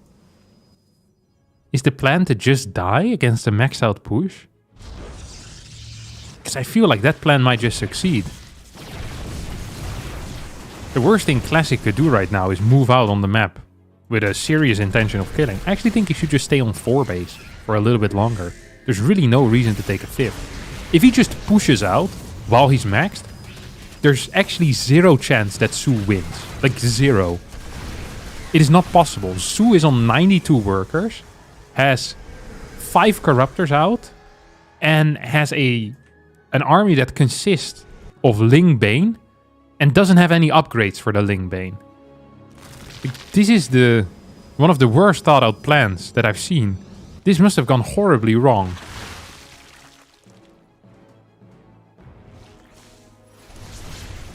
This is impossible to lose. This is impossible to lose for Classic. All he needs to do is not lose all of his Templar against 4 Banelings, and he's fine. Prism is a good move. I also think that he probably wants to attack at this point. I think that would be good. You don't want to get run by it for the next 5 hours. That's why I think getting this 5th base is kind of... It's nice if you have a 5th, but 8 gas is plenty at this point of the game, and you're just spreading yourself thin. This could have been like 8 cannons at your 3rd, and 4 more at your 4th, which makes your attack much easier. Now you're actually giving Su the opportunity to maybe do something. Storm! Storm! Storm! That's a lot of Banelings that died there. Prism heads into the main base at the same time. 5th base is just gonna fall. There's still 5 Corruptors around. I think Blink needs to be researched behind this push, by the way. That's probably important. Ooh, Greater Spire under attack as well. That is somewhat exciting. Ling Run by trying to head in towards the natural. Greater Spire stays alive, but this base is gonna get given up. And these Corruptors are gonna morph into Brutes. I don't think Su has dealt enough damage where he can survive on 5 Brutes and be completely fine. Are those 66 workers? Maybe? It depends what he loses here. Ooh, he's gonna push straight up into these Brutes. That sucks. Not the greatest storms either. Zealots need to go towards the left side. Really important they don't just die as these storms hit absolutely everything. It still feels fairly over to me. Not having Blink really sucks here. Otherwise 10 Stalkers could just allow you to run around and makes it difficult for these Brutes to continue chasing. I mean, the carriers are probably gonna end the game. Don't have any attack damage though. Upgrades.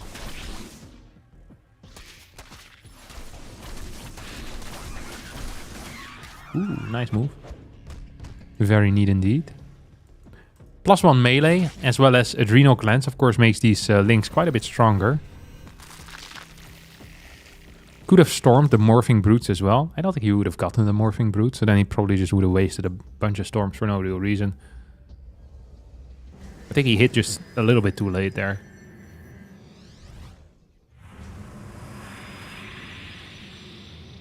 And 2 carriers I don't think is gonna be... No, it might actually be enough. There's no anti-air, is there? There's 5 queens, that's it.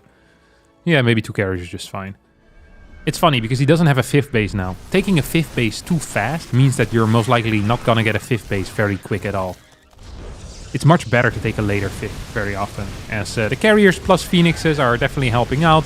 A couple of balls trying to rain down, but this game is officially over. With Classic taking the win right now.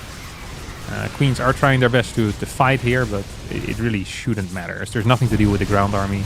There's nothing to deal with the air army. There's just nothing to deal with the army, period. Zealots hitting the other base at the same time. Early game way too good for Classic. Su forced to tap out with a cheeky GG.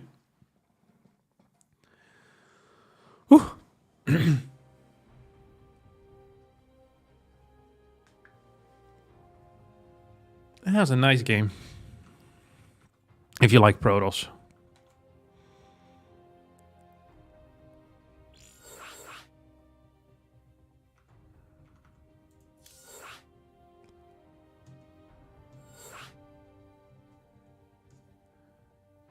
Yep.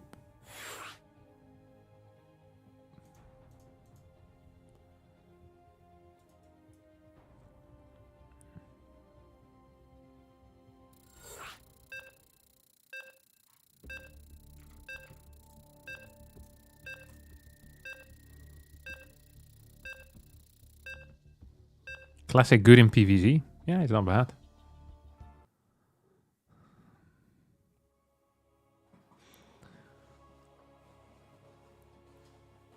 But I think I'm not a huge fan of the way Su played in that game. More so than being a huge fan of how Classic played.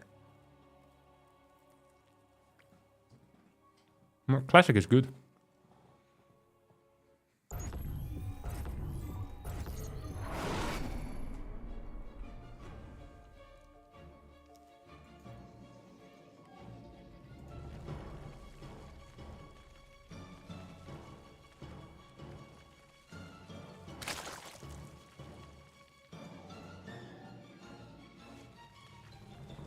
I don't actually know what the plan was for Su with the Corruptors. I've been thinking about it more. And it still doesn't make any sense. So I'll think about it a bit more. And once it starts making sense, I'll tell you guys. So far, it seems fairly idiotic. Yeah. What can I say?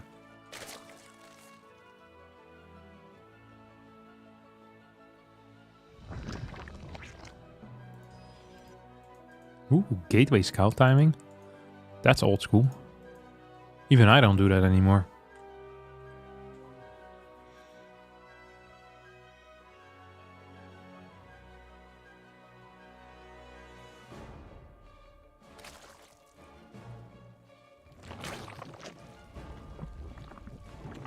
His hive was only building after his corruptors, is why I thought he messed up.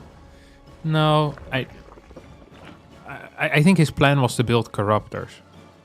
I don't quite... Maybe he thought he was gonna... Because he scouted the second Stargate, and he did the corruptors in a response. So maybe he thought it was gonna be like a carrier follow-up is the only thing that makes any sense. But then it wasn't enough corruptors. So I don't quite know. He also knew that his spire got scouted. So maybe there was like a mind game. He's like, you think I'm building mutas, but I'll build corruptors instead. Which was not a great mind game, to be honest. Do you think it's very important for Protoss to hatch block? Yeah. Relatively important. Or no scout. I think gate scout's just not so good right now. You can throw it in every now and again.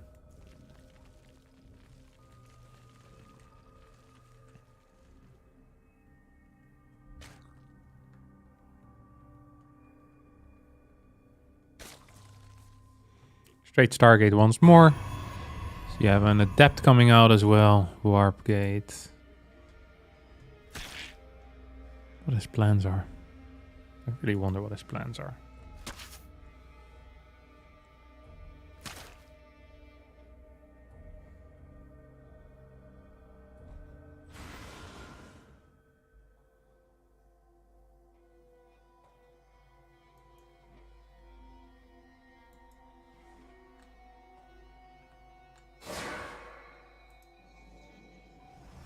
The thing with Classic is that he has a lot of builds. You know, some players, they just play the same Oracle into Blink or Oracle into Charge every single game. With Classic, he has a much larger variety of builds. Like, he'll play Glaive stuff, he'll do double Stargate Phoenix, he'll play Tempest Rushes. Remember when he played a Tempest Rush on this map in GSL last year? I remember. I definitely do remember. So that's something we could keep in mind. Did he open up with a Stalker? Yeah, he has a Stalker as well. So he's gonna probably... the first thing to do here, first thing on the menu, is clear this Overlord. I'm not sure if you can actually consistently get this, if this Overlord gets microed. Which right now it wasn't really getting microed, but now it is. Yeah, this seems hard to deal with. It's not a great game plan, it's trying to kill an Overlord that you can't kill. Oh, Sue, hello! Okay, still gonna keep it alive, I guess. So it's not the end of the world. Needs to be further towards the right, no? A bit further up now? For the perfect position. There's a perfect position here, right? I'm not crazy. It's not here. It's here. This is still whatever. I don't think Clash is gonna deal with this. Lynx, meanwhile, trying to deal with a pylon. Not quite gonna get it. Roach Warren on the way. Second gas in the main. No third gas, though. 10 drones.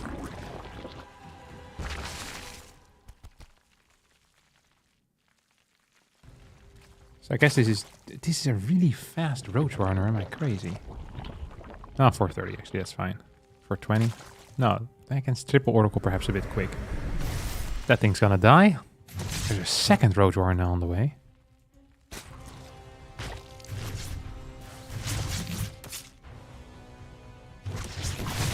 Oh, lose a couple of workers. Classic's just owning him. This is much better, though, for Sue than last game. Last game was 55 versus 55 workers. Now it's going to be 65 versus 55. So definitely a better spot, as Classic is going for a Robo Bay.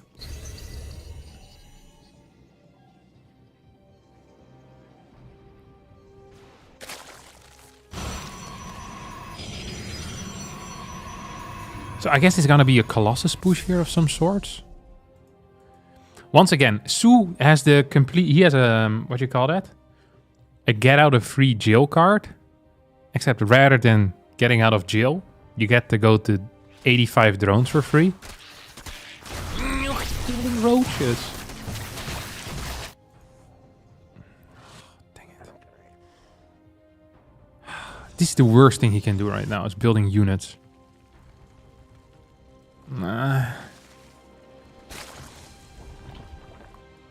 I guess his hatch is pretty late as well. Like he just needs work. What the hell is this?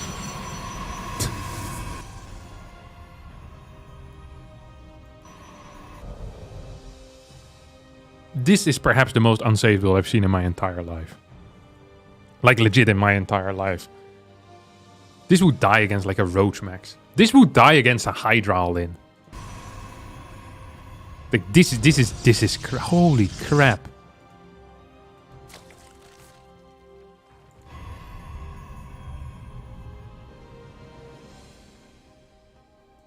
Why is this droning so freaking slow? Why is he floating so much money? Is he just not injecting? He has 10 larvae already.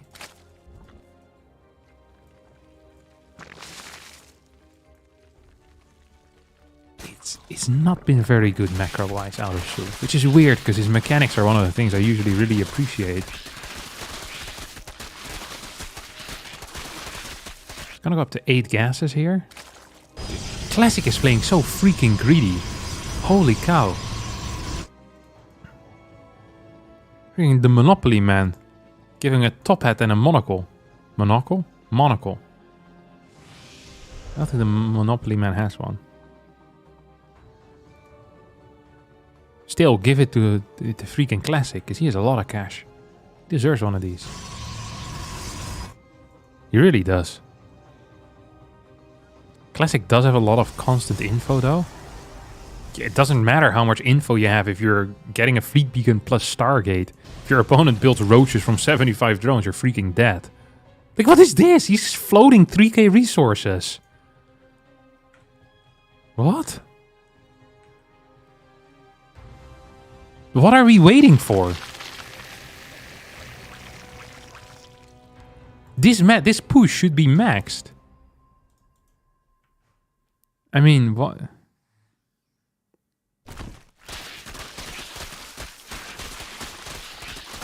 Something went horribly wrong here for Sue.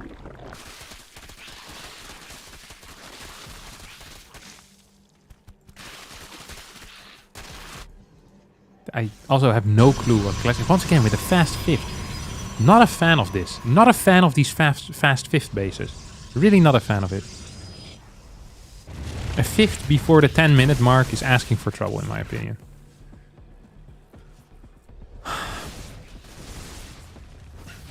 But I prefer his army by quite a bit. Specifically because he has 4 carriers and there's currently 14 Hydras. Storm is also out. So I'm just having a really difficult time seeing Classic lose. It almost seems impossible here. Double Spire coming out now.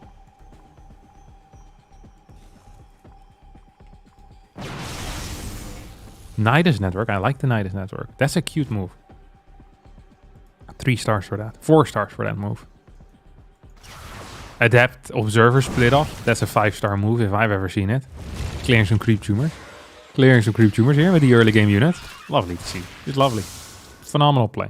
He's the best.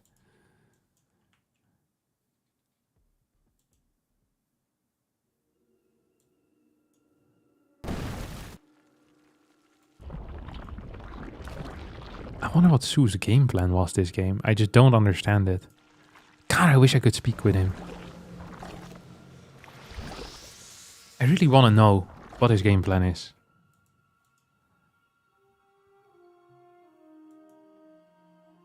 Because if this is a timing attack, this is the worst timing attack.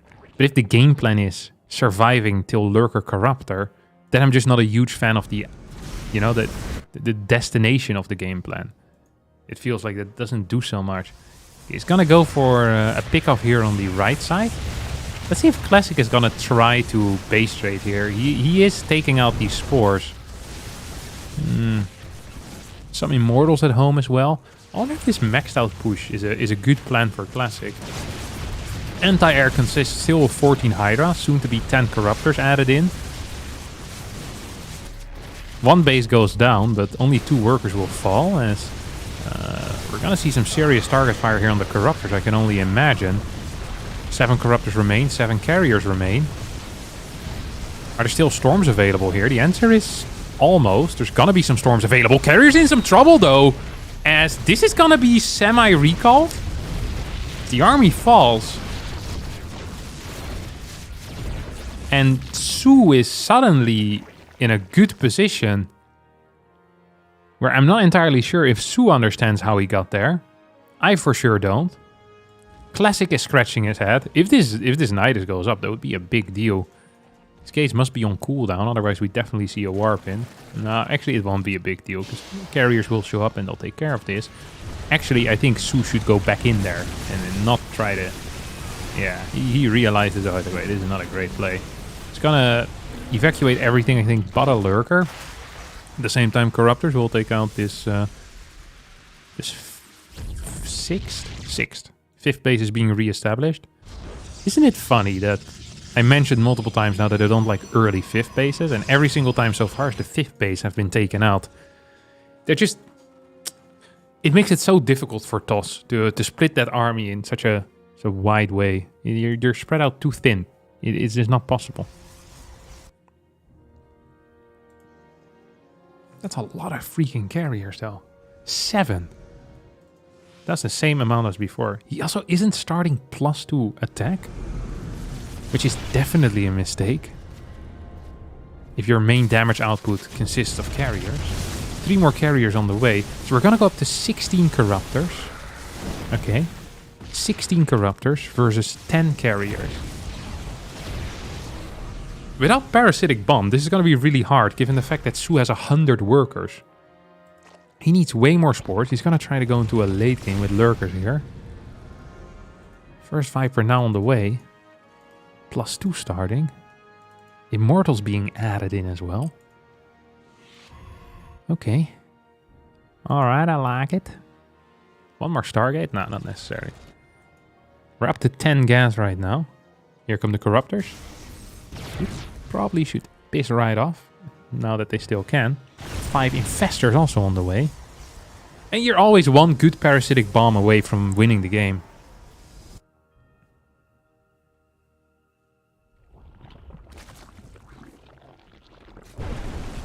I wonder if Classic is just gonna win anyway. That would be almost funny to me.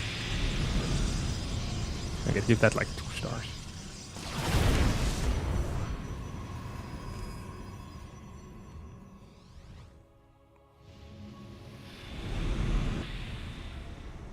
Ultralisk Cavern on the way too. Baneling Nest. Another Evo Chamber.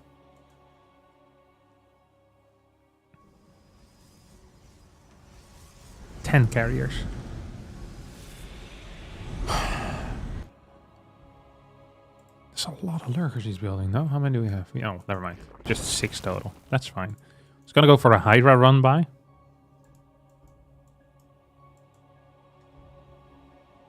Wild run by. Overseer going in towards the main base. Probably wants to... Wait, he has Infestors in the... Okay, there we go. I was thinking already, that seems like a wild play. And here comes the push. I wish there was an Oracle with this army, though.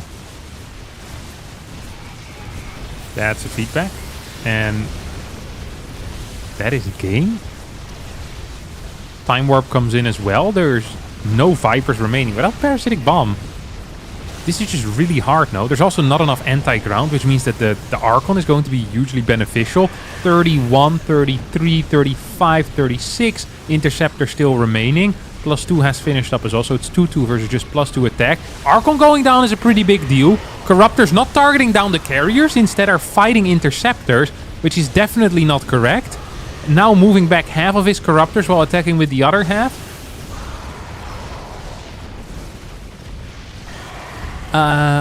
The Corruptor's now moving forward and will probably take out a bunch of these carriers, but this was really some debatable control once more. It's not really been good so far. It's gonna take out a lot of carriers.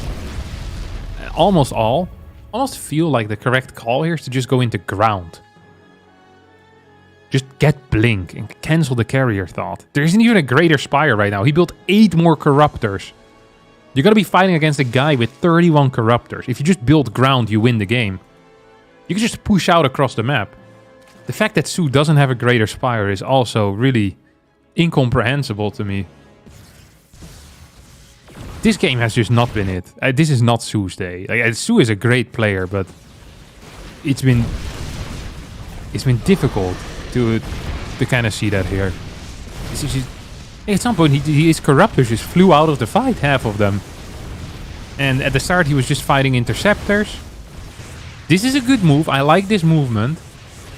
This is really nice, actually. This is a very smart play. He's trying to win time as well, but he's winning time to get more Hydras out, which is definitely not the answer to this army. Link's trying to go in as well. They don't have any upgrades. Not even Adrenal. Do they? No, no Adrenal, no +1. They have a +1 Carapace upgrade. 2 Zealots will be... If the probes turn around and start fighting, they might win accidentally. They actually... Well, not actually, but almost actually. A couple of Brutes now being morphed in. We still have this base mining. We have this base being rebuilt. This base being rebuilt. Plenty of cannons around as well. Single Zealot Warpin should do the trick. Half an Archon should do the trick. Not quite there yet, though. As all of these bases are going to get taken out. I think Classic is actually just doing it. He has 1 Carrier, 3 Tempest. This does need to be cleaned up at some point still. It really does need to be cleaned up at some point. I wonder if we're going to see Lurkers. That seems like the only viable option against what he's fighting against. It doesn't seem to me like Hydra plus Corruptor is a very good force to deal with Archon Immortal Storm. Broodlords are definitely helpful as well. So the actual army that Su has is not bad and could be made better by adding in some Lurkers. Because the Corruptor count is high enough technically. Classic not dealing with this Ling run by will remain one of the mysteries from the 21st century. As I'm almost starting to believe here in Su. Because he can't get under the Brutes. He needs the base trade. He needs to get Tempest out. And currently he's not doing either. Needs to... Okay, yes. Good cancel on those Tempests. That was definitely a good move. Warp in some Stalkers, I'd say. Stalkers and Blink could actually solve all of his issues. Would actually solve all of his issues for sure. Because there's still no Lurkers. And Blink Stalkers just eat Brutes alive. Like, 100%. Gonna keep it a $1.50 with you. Stalkers own Brutes.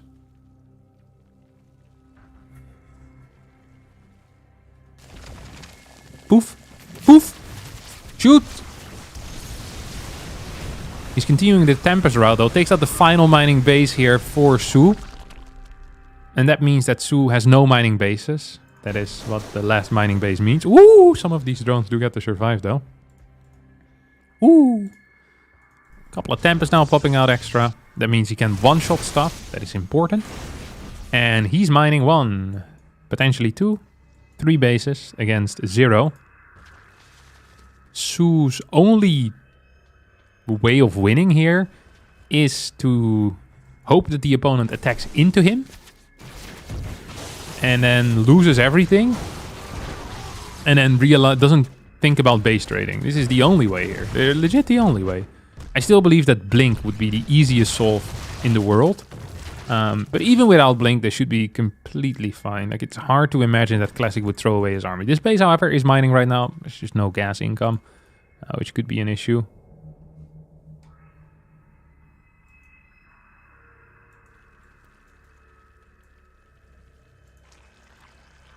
Six more Corruptors on the way. Can never have enough Corruptors. Oh, it's a lot of Brutes.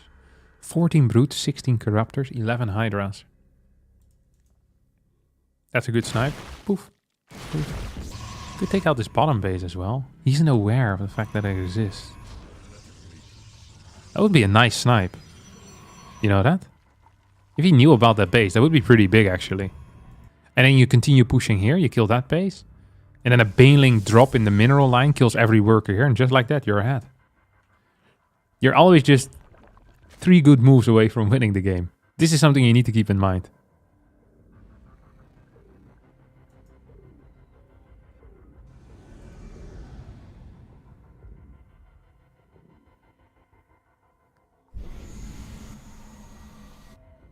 Or an Infestor drop. Fungal. Crazy move.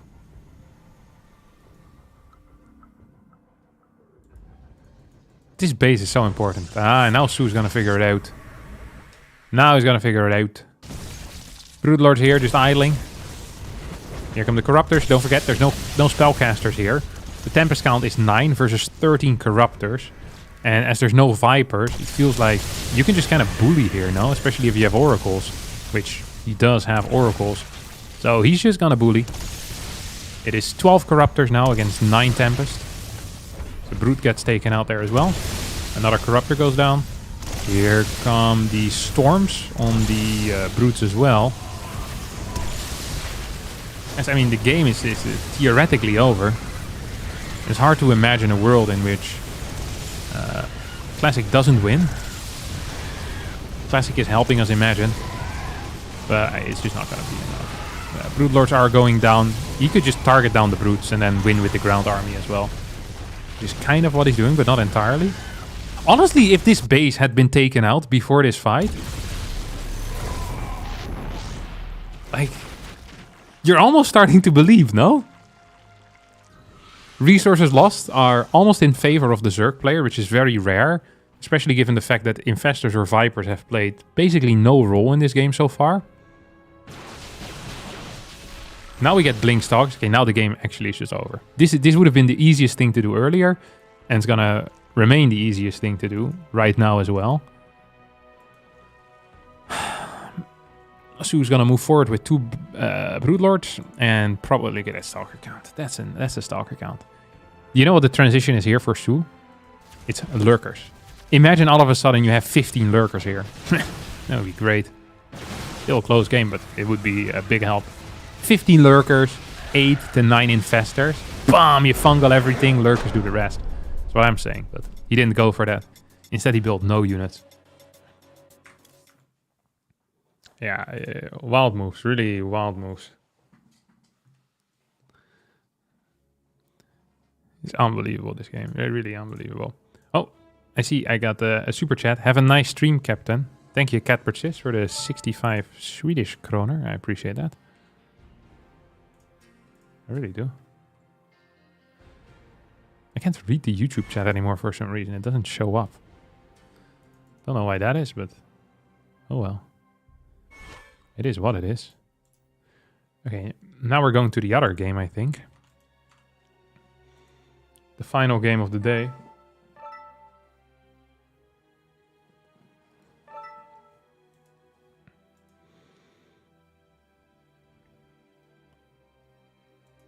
Creator versus BYUN. Cool.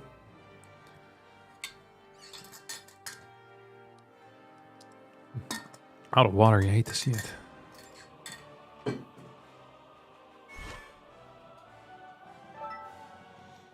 Yeah, honestly, a pretty disappointing series. That last one, I'm not a huge fan of it. Can anyone tell me what tournament this qualifiers? It's for Stars War. This is the qualifier for the qualifier. So there's going to be a closed qualifier the 26th of March. Which is a couple of weeks from now.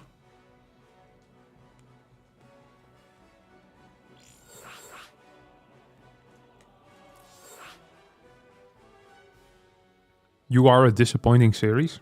Oh, thank you. I appreciate that.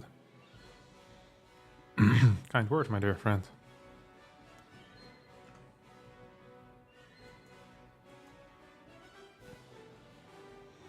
Thank you, Hebrew, for the 7-month resub. Thank you, Base Captain, for your gift of Widowmine Nerf. Balance Council be praised. May you forever drink the salty tears of Terrans. Nice.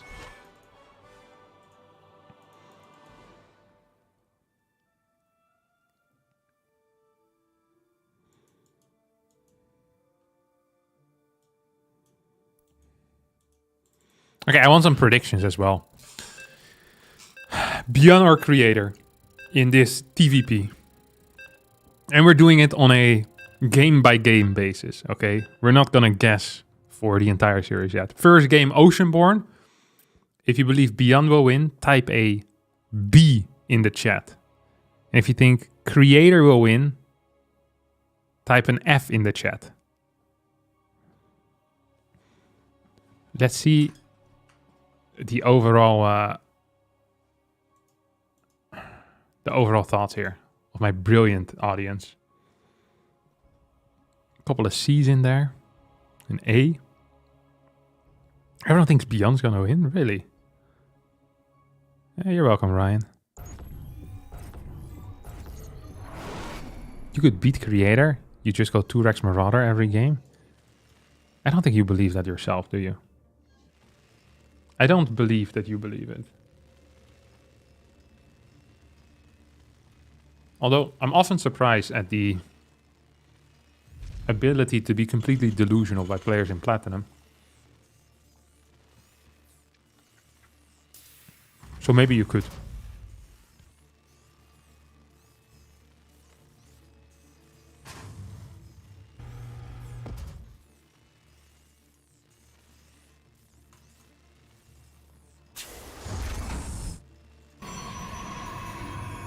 You were assuming his hands would be tied behind his back. In that case, the 2 Rex Marauder would have a decent chance. Nice, 2 gas. Yeah, 2 gas BYUN is my favorite. It's my favorite BYUN. He's powerful. He does what he needs to do. He kills people. He's safe. You could beat Harston with 2 Rex Marauders. No, you couldn't. You really couldn't. I'm actually good against 2 Rex Marauders. I hardly lose to that build, even against good players. I think I'm actually... My win rate against that build is pretty decent.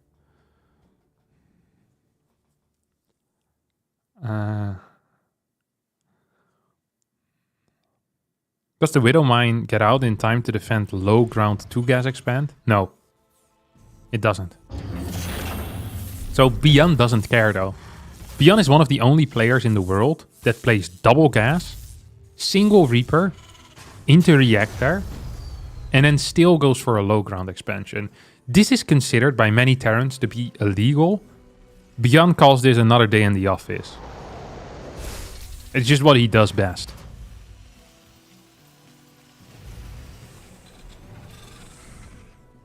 Like, he's just gonna rally it downstairs and build it.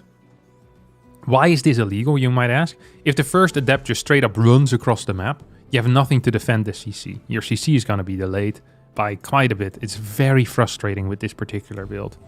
Because CC timing gives you a lot of supply. Or CC gives you a lot of supply, so it's important that it's timed properly. Creator without a Reaper wall. You know there's a really good build against no Reaper wall players? I'm not gonna share it, because Terrans might be listening. But there's a really good one. And Terrans aren't using it right now, so I'm pretty happy. Ooh, it's gonna go triple Reaper into 2 Hellion. So this is already gonna be quite difficult to deal with. You're gonna need batteries. I'm not sure if you need them in both bases. You're gonna need at least 1 battery though. That means your gateway is gonna be delayed. See that? That's a delayed gateway. Ooh, 70 out of 100 seconds. Ugh, disgusting. That looks really nasty. That actually does look really nasty. 3rd gateway coming down.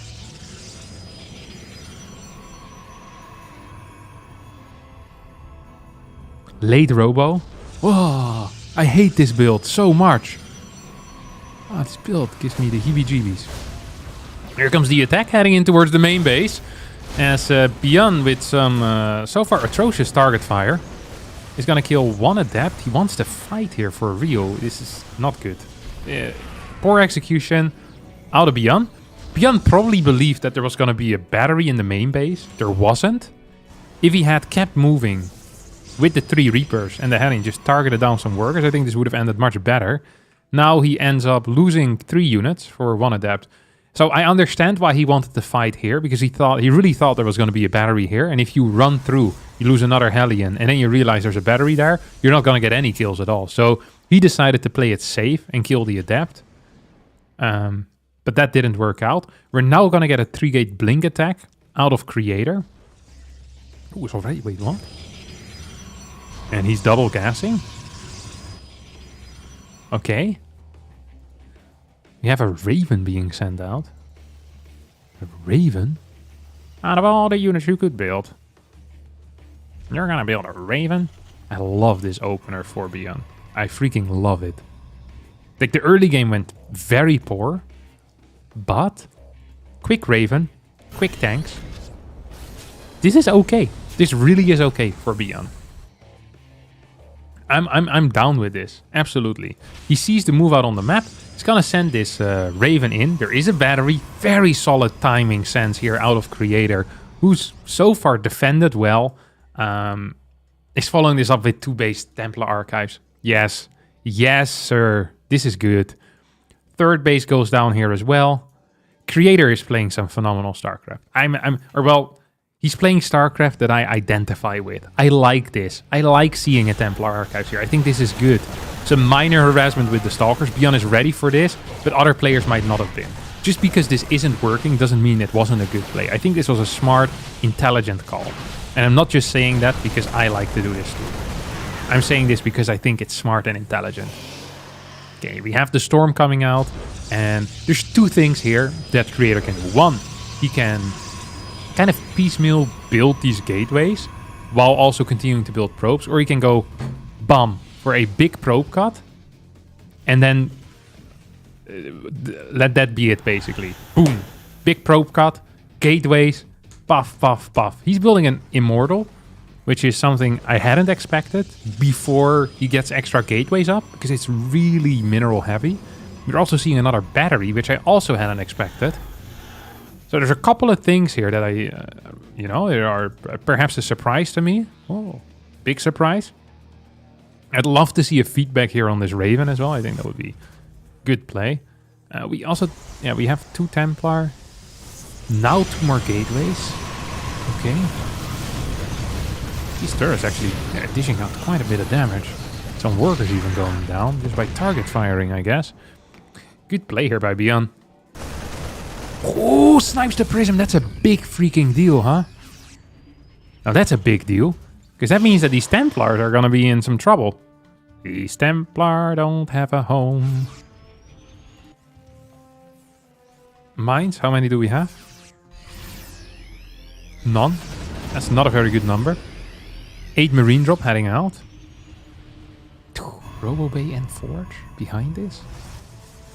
4 gas. This is a build order. Oh! Poof! Yeah, not the end of the world.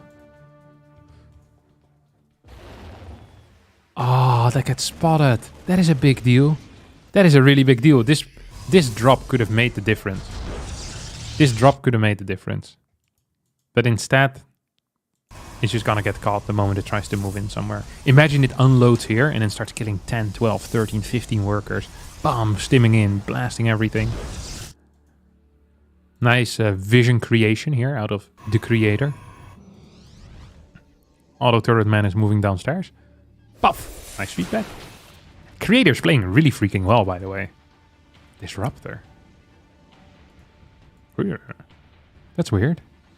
Why would you do that?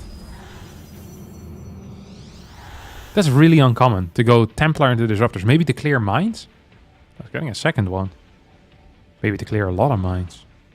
Because there's only 2 mines. Surprising.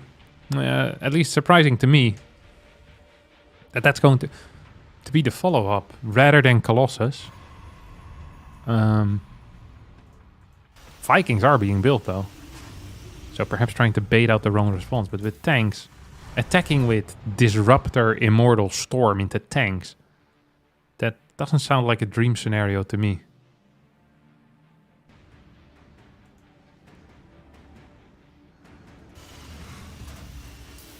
Forward base on the way for BYUN, who's being awfully patient.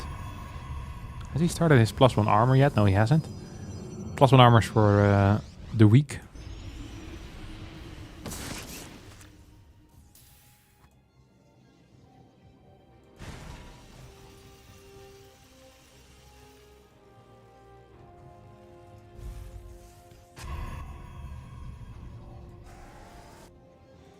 The problem with getting straight Disruptors after Templar is that both of them have a very similar role. They don't really have consistent damage output like a Colossus has. You're more hoping that you hit one of these big AoE spells. Where Colossus can kind of poke from a distance, it helps in the movement, stuff like that. Concussive on the way. 2 more gases as well.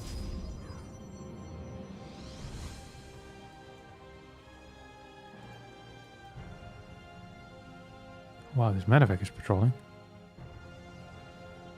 This is the hardest thing that a Terran has ever done. Because it means they can't use the F2 button.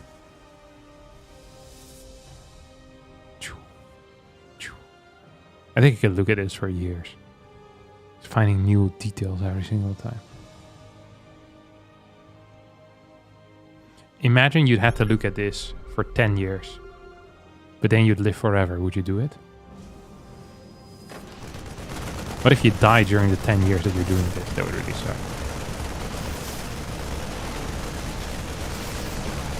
Forge here is gonna almost get sniped, but not quite.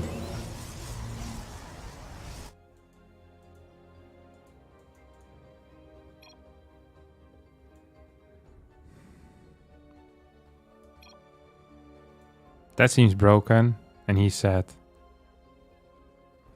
yeah. I agree. Protoss is too powerful.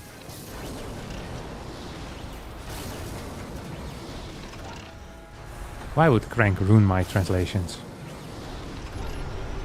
By actually translating what's happening. How does this mean yes sir? It's a freaking one character. Unbelievable. What a language. Pulls back. Tanks in good spots. I don't think there's... Oh! Oh! Oh!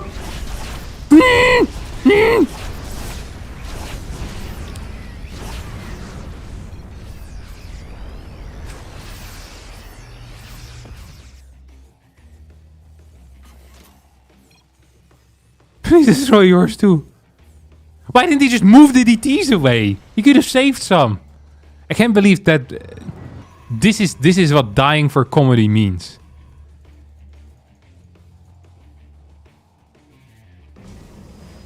He went in with like 4 DTs as well. He was hoping that BYUN wouldn't pay attention to his base for 10 seconds. BYUN only didn't pay attention for 9 seconds. Holy crap, that was close. He's gonna go again with too little. Then why does he keep doing this?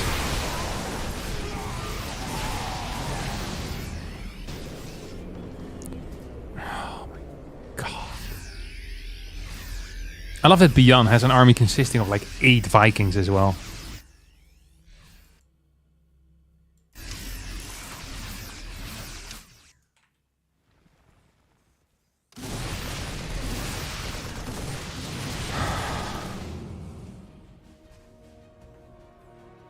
BYUN has so many workers. 87. 4 command centers.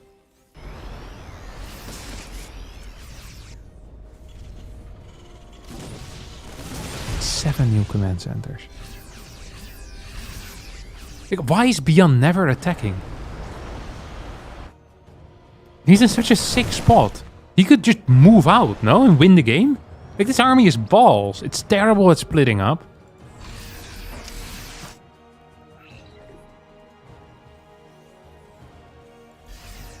Poof, poof, poof. Very nice. Good job. That was actually nice. 5th base now being set up. How many orbitals are we gonna get? Currently there's 5. There's 3 more command centers on the map. And there's 5 more on the way. So that's gonna be at least 9 orbitals total. 5 plus 5, yeah. At least 9. 2 more planetaries being constructed. There's a defensive planetary in the natural.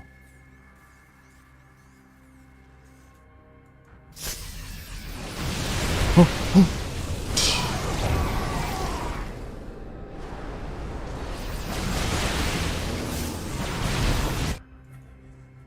Hello, we are fighting on the other side. There we go.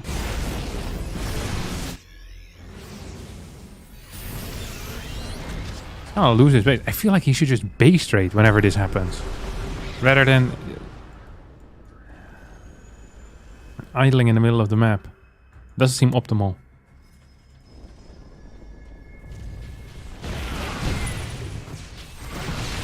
Okay, attack forward.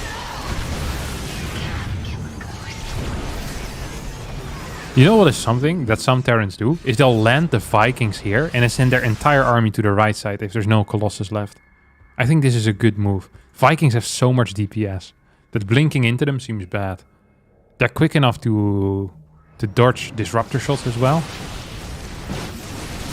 BYUN's just sending a small portion of his army to the right. He's now gonna kill some units here. What's his ghost count? Like 7? It's 2! It's not a whole lot of ghost, is it, Chief? Actually, very little ghost. Crater's trying to transition into Stargates. Has no air attack upgrade. Not a great look, honestly.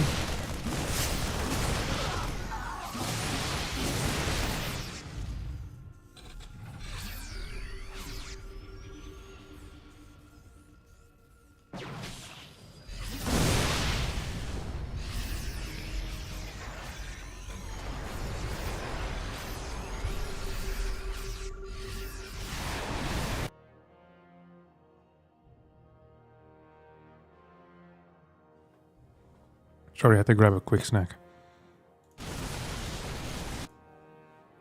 3 carriers out.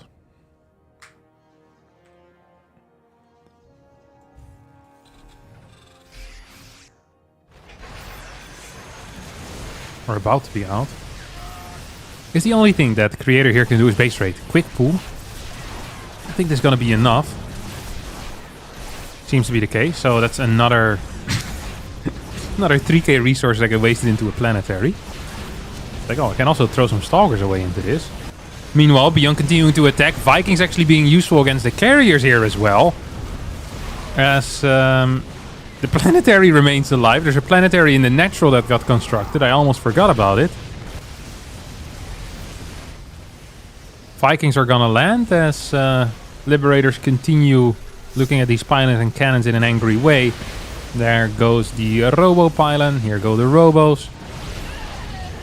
Doesn't quite lift the depot as Liberators are about to pop out. Liberators in main bases are really quite powerful. Because everything blocks. Everything just blocks. So if you get like 3-4 lips up, that's a huge deal. I'm not quite sure though if that is what's going to happen here. As both of these lips are going to get taken out. Tank on the low ground also helping out. These libs will pop out, but will instantly die as well. That is 4 more Liberators that just fell pretty much for free. As Disruptors coming back home, actually getting some very good hits. Creator honestly controlling much better here in the base trade. And now BYUN says, hey, I actually think I need to go home. He might be right. There's still a, well, I wouldn't call this a mining base, but there's still a base there. BYUN is heading home. BYUN has plenty of orbitals. Let's not forget about that. Stalkers here jump to the low ground. Now we'll need to jump back up. It is 142 supply to 119. 0 production facilities currently for BYUN. I almost feel that BYUN should just continue killing the opponent because he has so many orbitals. He has the ability to repair planetaries. If you can defend a planetary with 2-3 lips and you can clear all of your opponent's mining, all of your opponent's production, that might just be worth it. Here we go though. BYUN believes that he can fight into this. I'm not sure if that is true. It might actually be true.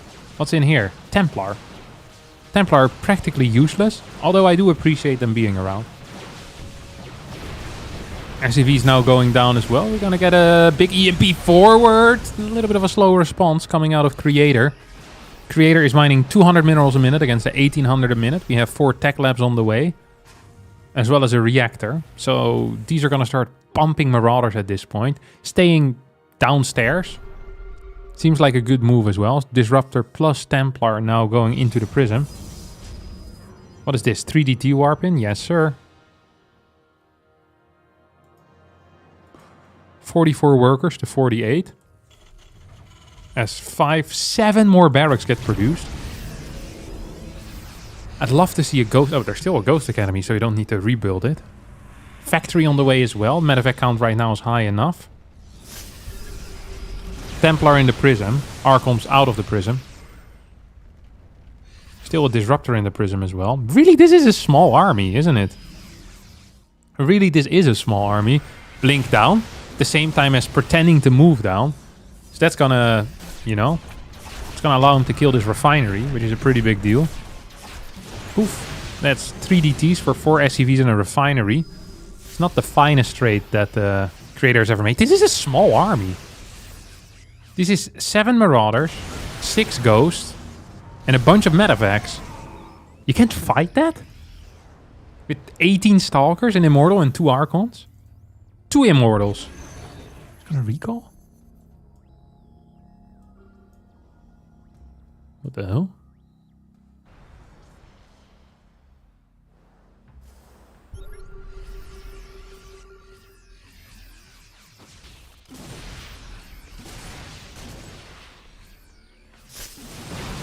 And now there's a lot of units. That was all the Stalkers. And to me, that smells like that's going to just be it then, no? A lot of these Marauders, or a lot of these production facilities are being taken out. Disruptor's gonna try to shoot something. A couple more Purification Novas and the game could flip again, but... honestly, Creator made it closer already than it ever should have been. BYUN struggles to finish this one.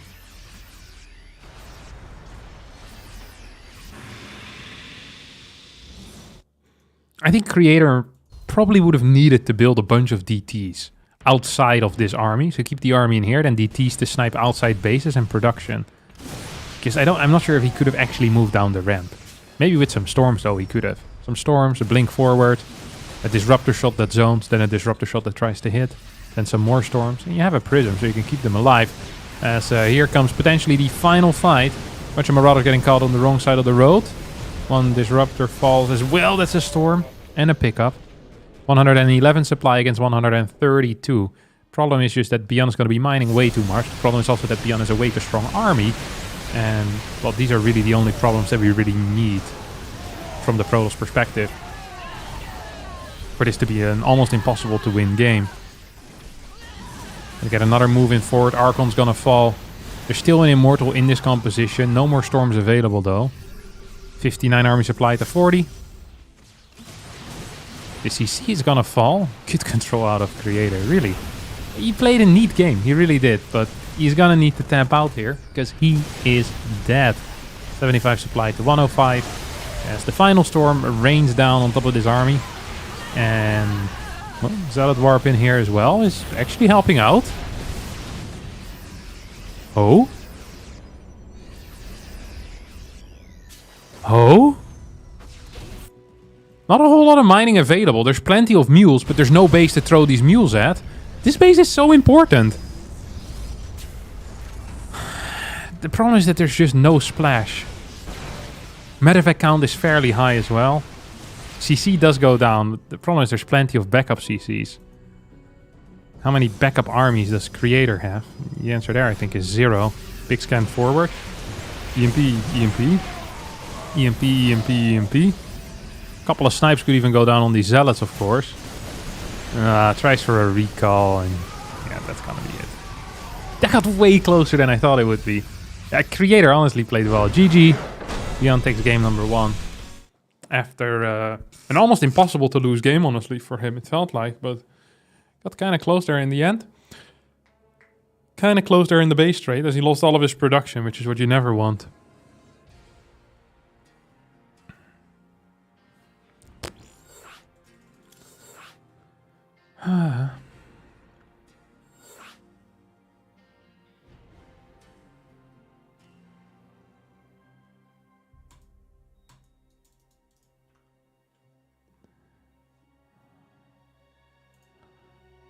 Not bad.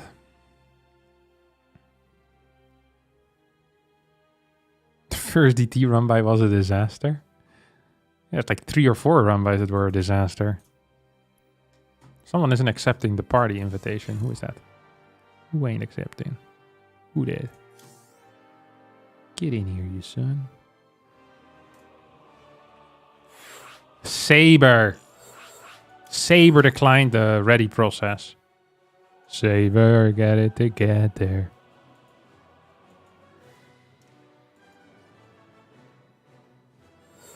Come on, Saber. What do you mean, question mark? Unbelievable.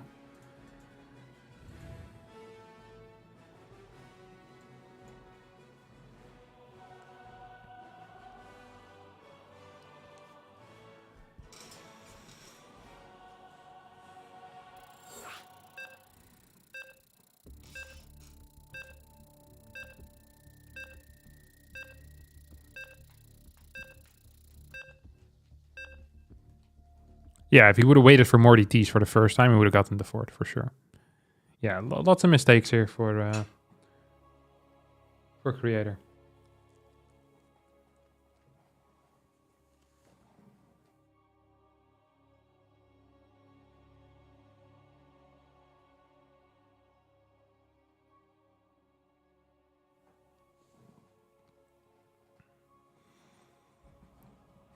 Isn't this the beauty of StarCraft? Is that we can see all these mistakes, but at the same time we also know that we'd have no chance playing against them. That's what I love so much. All right, game 2. Ooh, proxy gate? This can't be an instant scout because it's too late for the instant scout. He didn't send it instantly.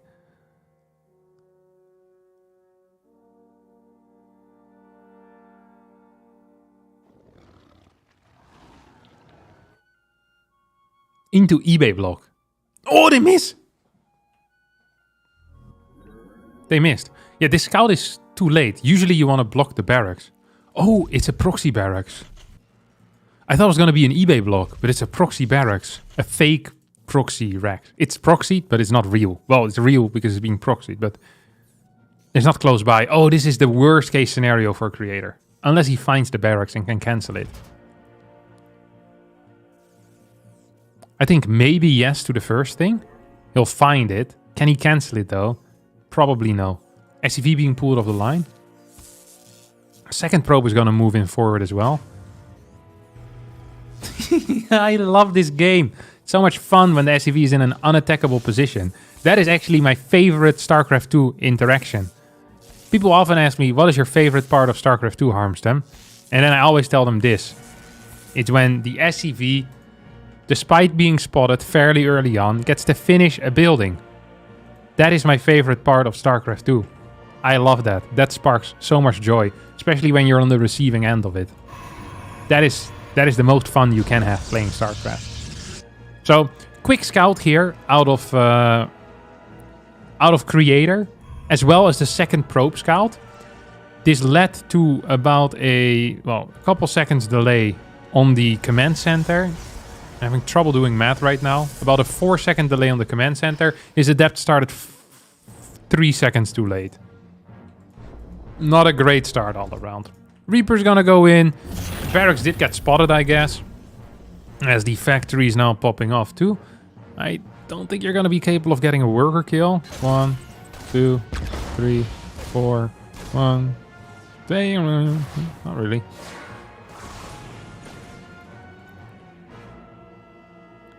Ooh, if he gets this, that's a big deal. That's a big deal. Why is that a big deal?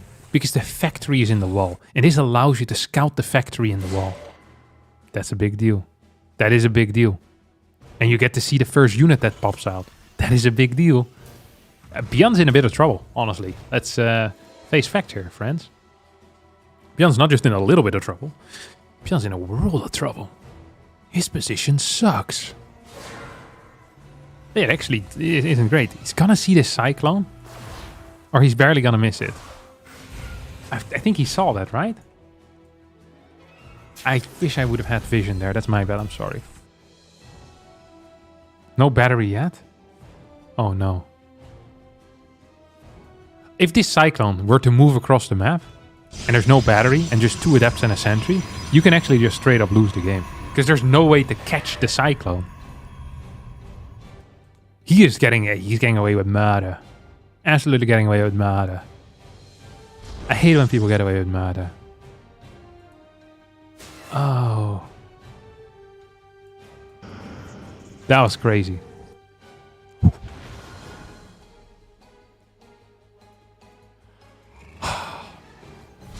He deal with the devil, I tell you. A deal with the devil. What is this? A medevac, an empty medevac. This thing is gonna scout the cloak banshee. There's no robo yet. He missed it. He missed it. He missed it. Oh, I'm calling 4 workers. 4 workers will die.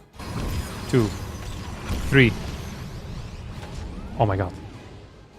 It's gonna be more than 4. Good routing. It's gonna be exactly 4. Oh no, the low ground. It's gonna be 5. Ooh. Neat control. Very neat. Well done there by BYUN. Absolutely phenomenal control. That was so good. What the hell? He is supply blocked, but not for very long. So that's a happy moment as well here. One Banshee is out. Second one could start soon. Now. He's supply block. Yeah. That's cute. Cancelled an SCV, I guess. Yeah, seems like it to be the case. Or Marine. Or both. First observer on the way out as the Cyclone decides to go back in, but can't really do anything. Is aware of the fact that there's a battery there. Should know that there's a battery in the natural as well. So this Banshee technically incapable of doing anything right now. Blink has finished as well. So just a lot of things to keep track of. Where do you go, Mr. Observer? Oh, no. He didn't see that, did he? He didn't see that. First observer is going to go across the map. Second observer to the main. But this thing is going to move towards the bottom side. So the Banshees are going to come from the third into the natural. Or into the natural towards the third. If there's no observer there, that could deal some serious damage.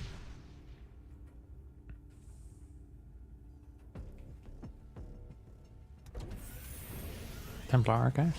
I like Templar. Hello, go in. Hello. Yeah, nice.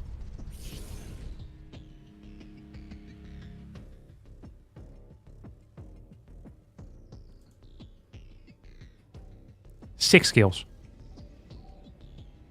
1, 2, 3, 4, 5, 6. It's gonna be way more, isn't it? Of course, into building an Archon. This is what nightmares are made of. I actually had dreams like this before. In my dreams, the Banshees have speed as well. It's over.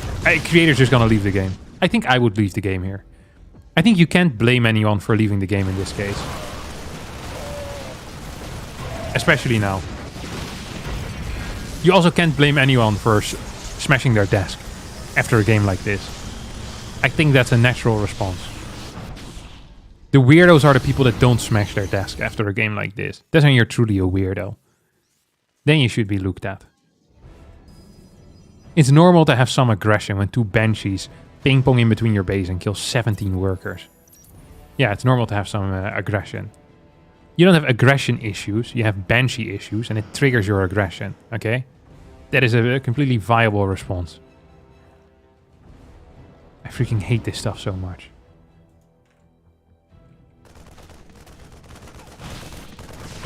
Look how close this still is, though, in supply.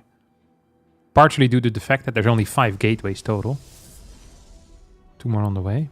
Actually, it's not even that bad. I'm honestly surprised how high creator supply is.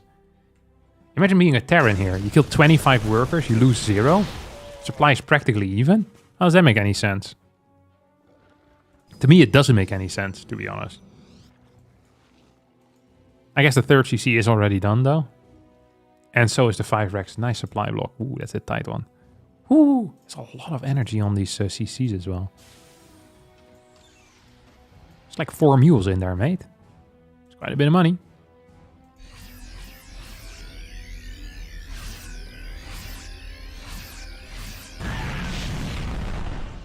I think that was the Cyclone drop that just died there. Both the Medevac and the Cyclone. May they both rest in peace.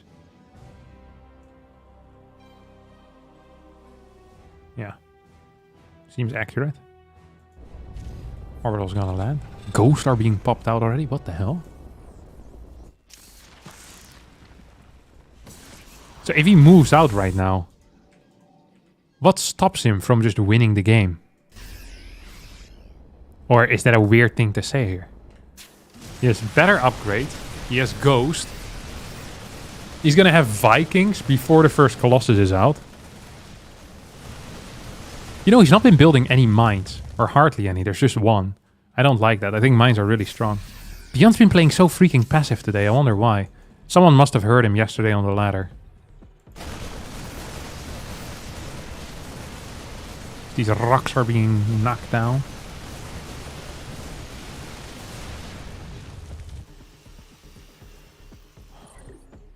You and me, we used to be together. BYUN didn't quite scout the fourth base. BYUN wanted to kill a fourth. Was that his entire plan? I don't understand how Creator's still in this game. I feel like BYUN is to blame for this. 4 Vikings out already though. Scan, scan, scan, scan. We're not scanning. Okay, this is gonna be one hell of a hold if he can hold. There's no way he can hold this. Actually, like, legit no way. This base is toast. Ooh. He could have killed that if he had EMP. He didn't EMP. And I understand why he didn't. Because that unit felt like it was going to be a free pickup anyway. It's 300 gas though. You don't want to let that escape. I appreciate that he chased it down. Now there's 2 Colossus though. Do we continue going or do we piss off? We see Armory, second eBay. More Ghost. Fourth base that's about to finish up.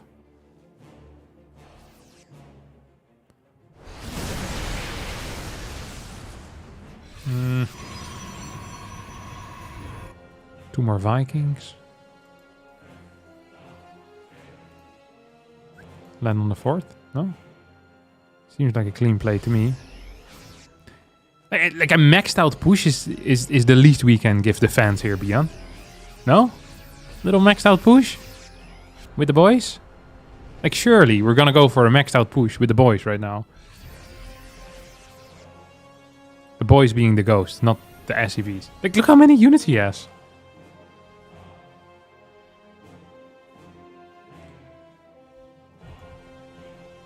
Why is he doing this?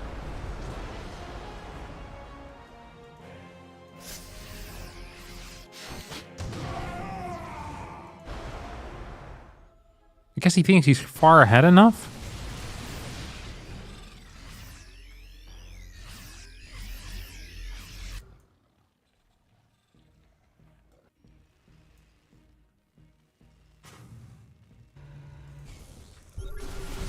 Gonna get a couple of big EMBs. Creator actually with a pretty big army as well. BYUN almost needs to be careful. Viking count not insanely high, but Disruptor count also not high enough. Vikings are taking out 2 Colossus here pretty much instantly. Is the third one gonna get sniped down as well? The answer is yes, Disruptors have disappeared. Creator doing him a favor by attacking into him, showing BYUN, look how strong your army is, BYUN. You should really appreciate it more. BYUN's like, oh, you're right. Holy crap, I'm powerful. Let me just go back home again. What?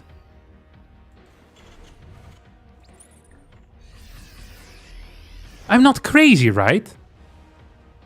He has 9 Ghosts against an army that has only splashed 2 Disruptor shots. And I guess some Storms? Technically shouldn't do any damage if you have Vikings.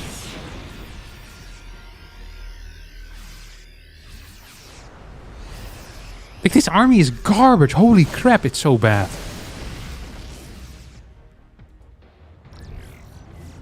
If Protoss were to start with this army at the beginning of the game, they still wouldn't be capable of beating Terran. This is a run-by that feels good to do. You're like, oh, look at my Zealot run-by. Picking 7 Marauders and 2 Ghosts. Yeah. You regret ever sending anything out. Yeah, minus 600 minerals.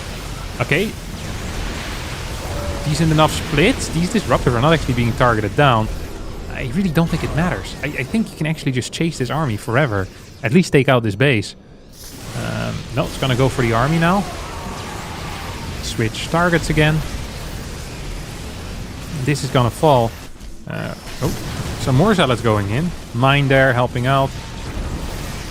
Yeah, I feel like, honestly, this fight could have happened 4 minutes ago. Instead, we're getting it now. Just for some rough Disruptor shots, but also some rough fights in general for Creator. With no upgrades on the way. Who's absolutely dead. Who has been dead since the... Well, really, the Banshee's got like 25 kills. But it's taken a while for BYUN to truly cement his victory.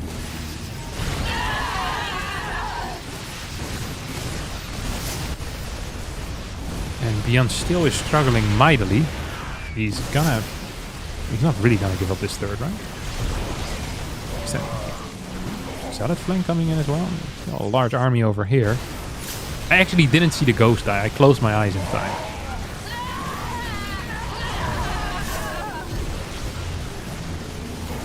This is the most surreal game I've watched in my life.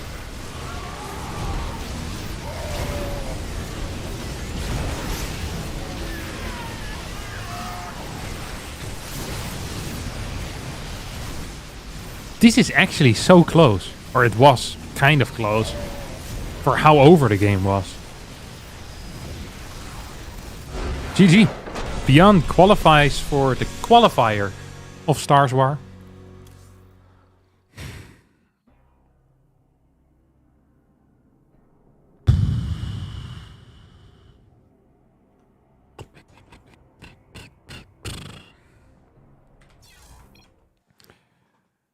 Rough games. Rough games today, that's for sure. Couple of rough games.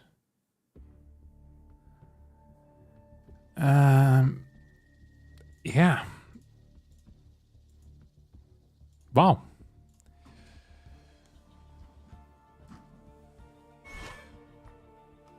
Yeah, I guess that's it for us today. We're done for now. That's actually the end of the week for me. We'll be back on Monday, as always, with the double stream. First stream at noon Central European time. And then the EPT Cup until we're out, starting at 6 p.m. Central European time as well. So thank you all for watching. And